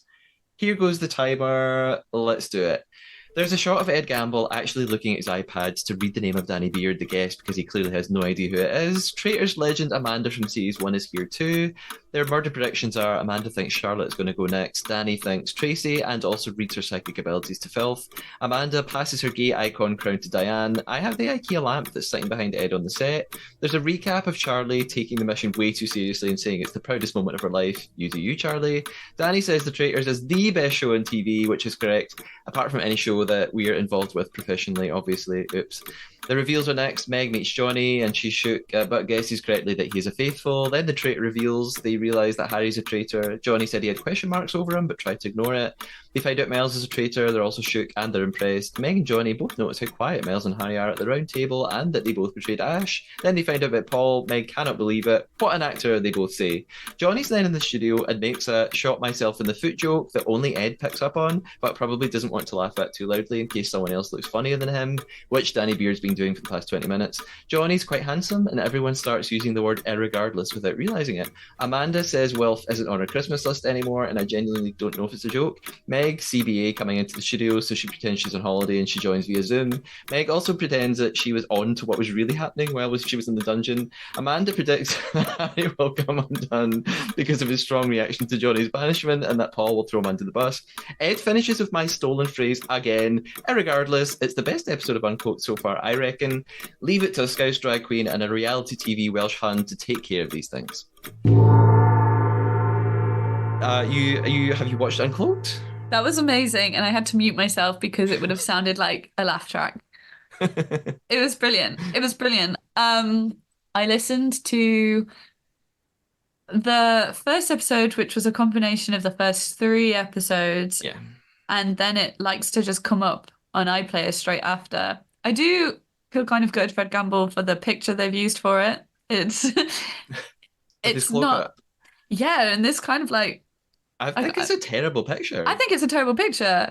I think it's a terrible picture. And like Yeah. he's handsome. You know, he's celebrity handsome. And when I watch the video, you can see that. And I think, oh, that picture's not served you at all. I agree. That Um, picture's not served you, and you have not served. I'm also happy to hear, because I haven't listened to it, that Amanda thinks that Charlotte's gonna go. Yes, that was our prediction. Yeah. So you and I always thought you and Amanda were kind of like the same vibe. So I hope that people view me in that way when I'm older. I really do. I hope people see me as a soft maternal type person. I see you use that now. That's nice. Because I'm about to be 28. So soon I'm going to become irrelevant to society.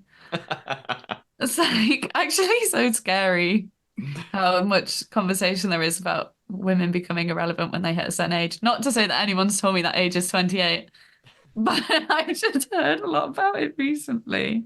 Yeah, Anyway, I feel bad for you. you're fine though, because I mean, I'm a guy.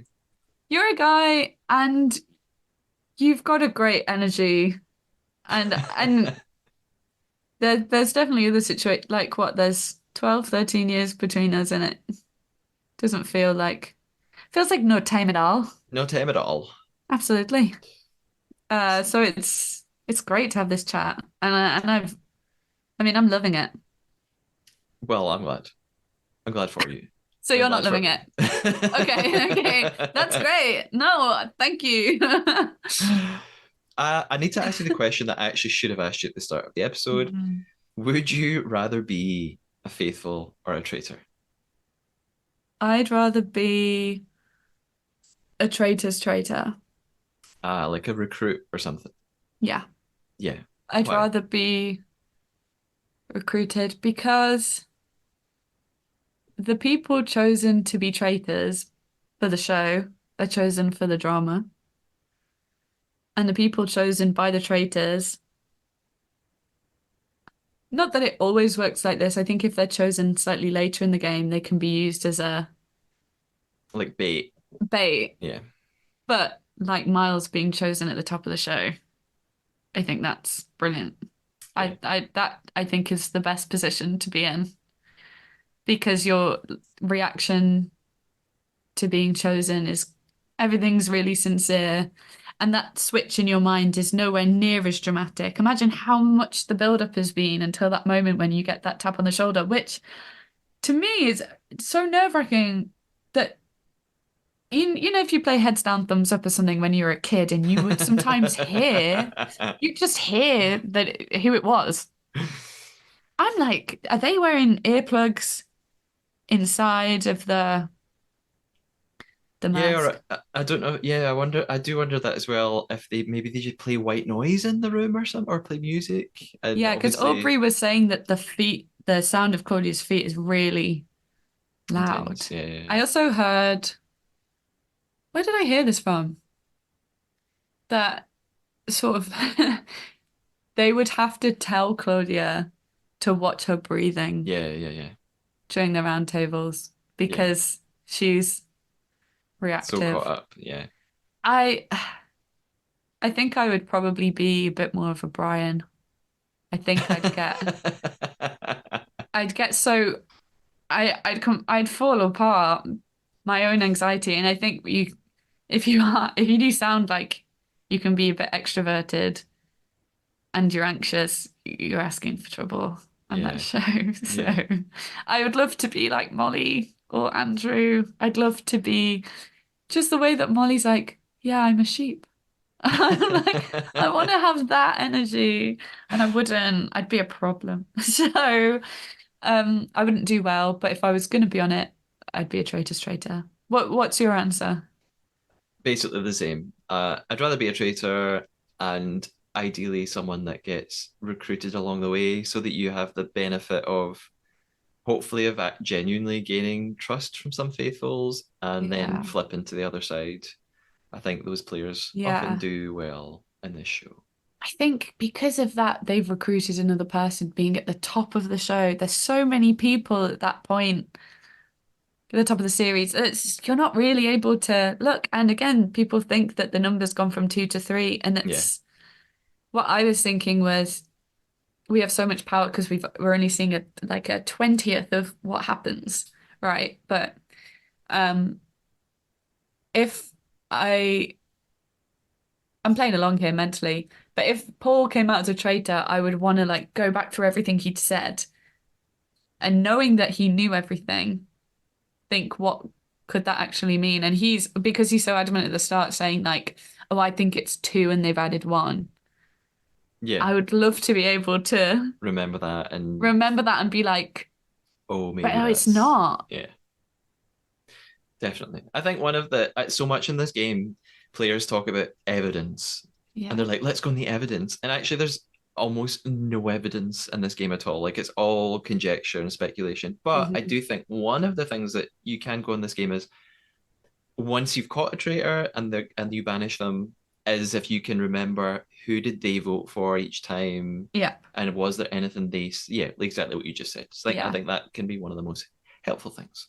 But I am so excited, especially now we've hit this point to find out what happens. Yeah, And always have to remember that it's a constructed show. People on social media should never be mean about contestants in any genuinely like horrific or offensive way because it's just out of their control how they're put across on this show. So like it's all made for entertainment. We yeah, got to remember that. yeah. I have spoken about this before. I had like a monologue one episode at the end where I talked about how people treat contestants online, and absolutely. Yeah. At this point, it's time for you to promote anything or tell us where we can find you. I have a feeling your version of this might be a little bit different. Yeah, yeah, it will be. Also, this is the first time I've been on a podcast, so I might have made some rookie mistakes of sounding like a bit of an arse, which I really hope I haven't. I really hope I haven't. Not at all. Um, I love the show, love all the contestants, if any of them are listening. But you won't find me on social media, but obviously I work. I actually don't think I can do this. Basically, I was Matthew and I. Matthew and I currently work together, but not for much longer. And you might not know much about the how jobs in TV work, but they are often contract based. We do a lot of moving around. I'm just saying, if anyone needs some help with development, I'm around. I'm a talent manager, and that's the only promotion I can give because I don't do anything. I don't do anything. I'm sorry, but That's I no. and also it's just so fresh. Like had we recorded this maybe in 2 weeks, I'd probably not have done it. But yeah, No, you put yourself out there. and Everyone also should, hire Matthew. Also hire Matthew. yes, please hire me. Yeah, yeah. I Um, second that. yeah, and also just like I know it's so great to break this show down and be like, why did they do this? Why did a producer do it? But it's so huge and there's just so much respect to Studio Lambert and the entire team for making the show. Yeah, it's incredible. And it's now time to conclude our game of deception Hmm. because we've been playing the trader traitor. So Jessica, I think we've been trying to lie to one another. Was your lie that you didn't need to go to the toilet earlier and you just went for a walk? No, I really did. I really had to pee. So yes, Mhm. I obviously have cut that out of the podcast, but we had a little break because I had to pee and I need to pee again. Amazing. I did tell you a lie. I think I actually told you two lies. I told you two lies because I felt like the first one maybe wasn't good enough. One was that you were special, and the other was that you were a good writer. Is that the lies? Wow. Oh my About God. me. About you lying Oh about me. no, don't be silly. I know, they can't be opinion based. I remember. Did you tell me a lie? I did. Okay. I'm gonna try and guess yours first. Oh, but I scrawled some notes while we were talking, and now truly don't know what the hell they say. Well, I scrolled no notes and have not been listening to a single word you've said. No, I can't think. You've been so strong on the show that I can't. I'll tell you my guesses for you. Yeah. Well, I'll tell you my options, and then I'm going to narrow it Okay. down to one. And at that point, you can reveal the truth. I thought either you said you were an Aries, the same as Anthony, and I wondered if that wasn't true. But then Hmm. I think that might be true. That then I can't even read my own writing. Right, I'm going to go for. You said that near the end there was a song that played from the Twilight soundtrack. Was that your Yeah. lie? No, that wasn't my lie. Okay. In that case, I really don't know. Well, at least you've thought about it because I forgot to think. I would love it if someone who was listening to this could have detected what you said. Was yours to do with the traitors? Yeah, yeah, it was the one that Did I you couldn't. I think I've actually forgotten one of. I think I told two and I've forgotten one, but I definitely remember one. did you like recite something back to me that wasn't the way that it happened? No, Oh, what did you do? I mean I can just tell you if you want. Yeah, yeah, yeah. Yeah. Or we could sit I, here for half an hour. I'm gonna do what I do with every episode of The Traitors and listen again. Find out, feel smart. The lie that I was intending to tell was I was going to lie and say, "Oh, did you know that Paul won a pound on Deal or No Deal?" But as soon as I mentioned Deal or No Deal, you were like, "Oh yeah, I've seen him on it." So actually, the truth was he won 10 pence, and I thought you would know if I lied about him winning a pound. So I had to Was the lie scrap that that. okay? Did Kyra not go in it? No, that is actually true. Kyra was also Okay, on Deal or No Deal. okay. I lied a little bit later on. It wasn't a great lie. I was talking about you were talking Don't about put yourself down. you were talking about the shots in their like hotel rooms, and you were like, "Wow, how did they like? Why is she in a bath? Who decides that?" Okay. And I told this story. I was like, "Oh, today on Twitter, Ryan from Series One, Ah, he said that like they got to choose what they wanted to do, and they had a chat about it. But actually, he said the total opposite. He said that in Series One." They just showed up at his room and were like, put on these pajamas, and he didn't even know what was happening, and they just he said he had absolutely zero control over what they man, did there. So I pretended that they chose what they got to do. I completely believed you. And also, that really was a counter argument to how bizarre I found the bathtub thing, which Yeah, now there is no counter argument. Now yeah. it's just It's just peculiar to me. but I mean, get it. That's series one, and that's one person talking about his experience. I have no idea how they did it this time. Okay, Maybe yeah. maybe Charlotte was Maybe she like, did oh choose yeah, this that. would be really funny. Do it. Like I I doubt just, they've made her do it against her will, but no, I mean, they won't, you won't do it against your will. I just think like, why it was was that the just a thing? bit shocking. It was just a bit, I trust to watch the show. And I also should preface that I have OCD, which like makes some things like a problem for me. But I was, yeah, I was like, my God. I was like, this has nothing to do with her personality. It's not even hobby related. Yeah. It's just like you're naked and But then why? yeah, I know they. She's not the only one. Andrew, we see I him in the know. shower as well, and I Isn't remember he lifting weights? one time he is, but there's another time he's in the shower. Yeah, okay, that Uh, also weird to me. yeah. So there we go. I just, You, you want to know what my lie was? oh my God. He doesn't care. I was about to, I was like, time to I know I go. could hear you were about to finish, and I was like, Oh my okay, God. Right. irrelevant. It's because the conversation had moved on so much. I I forgot. know. Right. What was your lie? Yeah. What was it? Was it about Charlie walked in the kitchen and Ross and Diane were talking? Oh, my Evie Charlie scenario. It's because I can't remember which one of them was. It was not my lie at all. Is that because you're a I was, misogynist and you just saw two blonde women and they mean nothing to you? that isn't true, but I would say that they do have this habit of like slightly double casting visually, Mhm.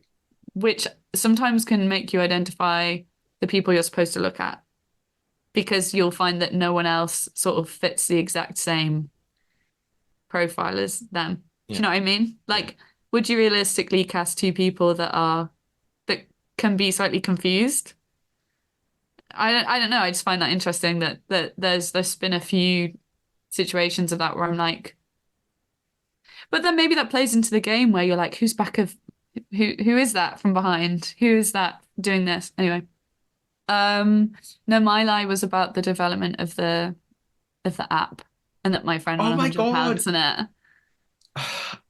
I I I think was right. struggling and I didn't. You'll hear when you listen to the recording back when you went to the bathroom that I was just talking to the microphone saying, like, I don't know what to do. That I I just really forced that in there. I say this all the time on and everyone thinks I'm lying. I thought that was your lie, and I didn't write it down, and then I Hmm. forgot about it. Hmm.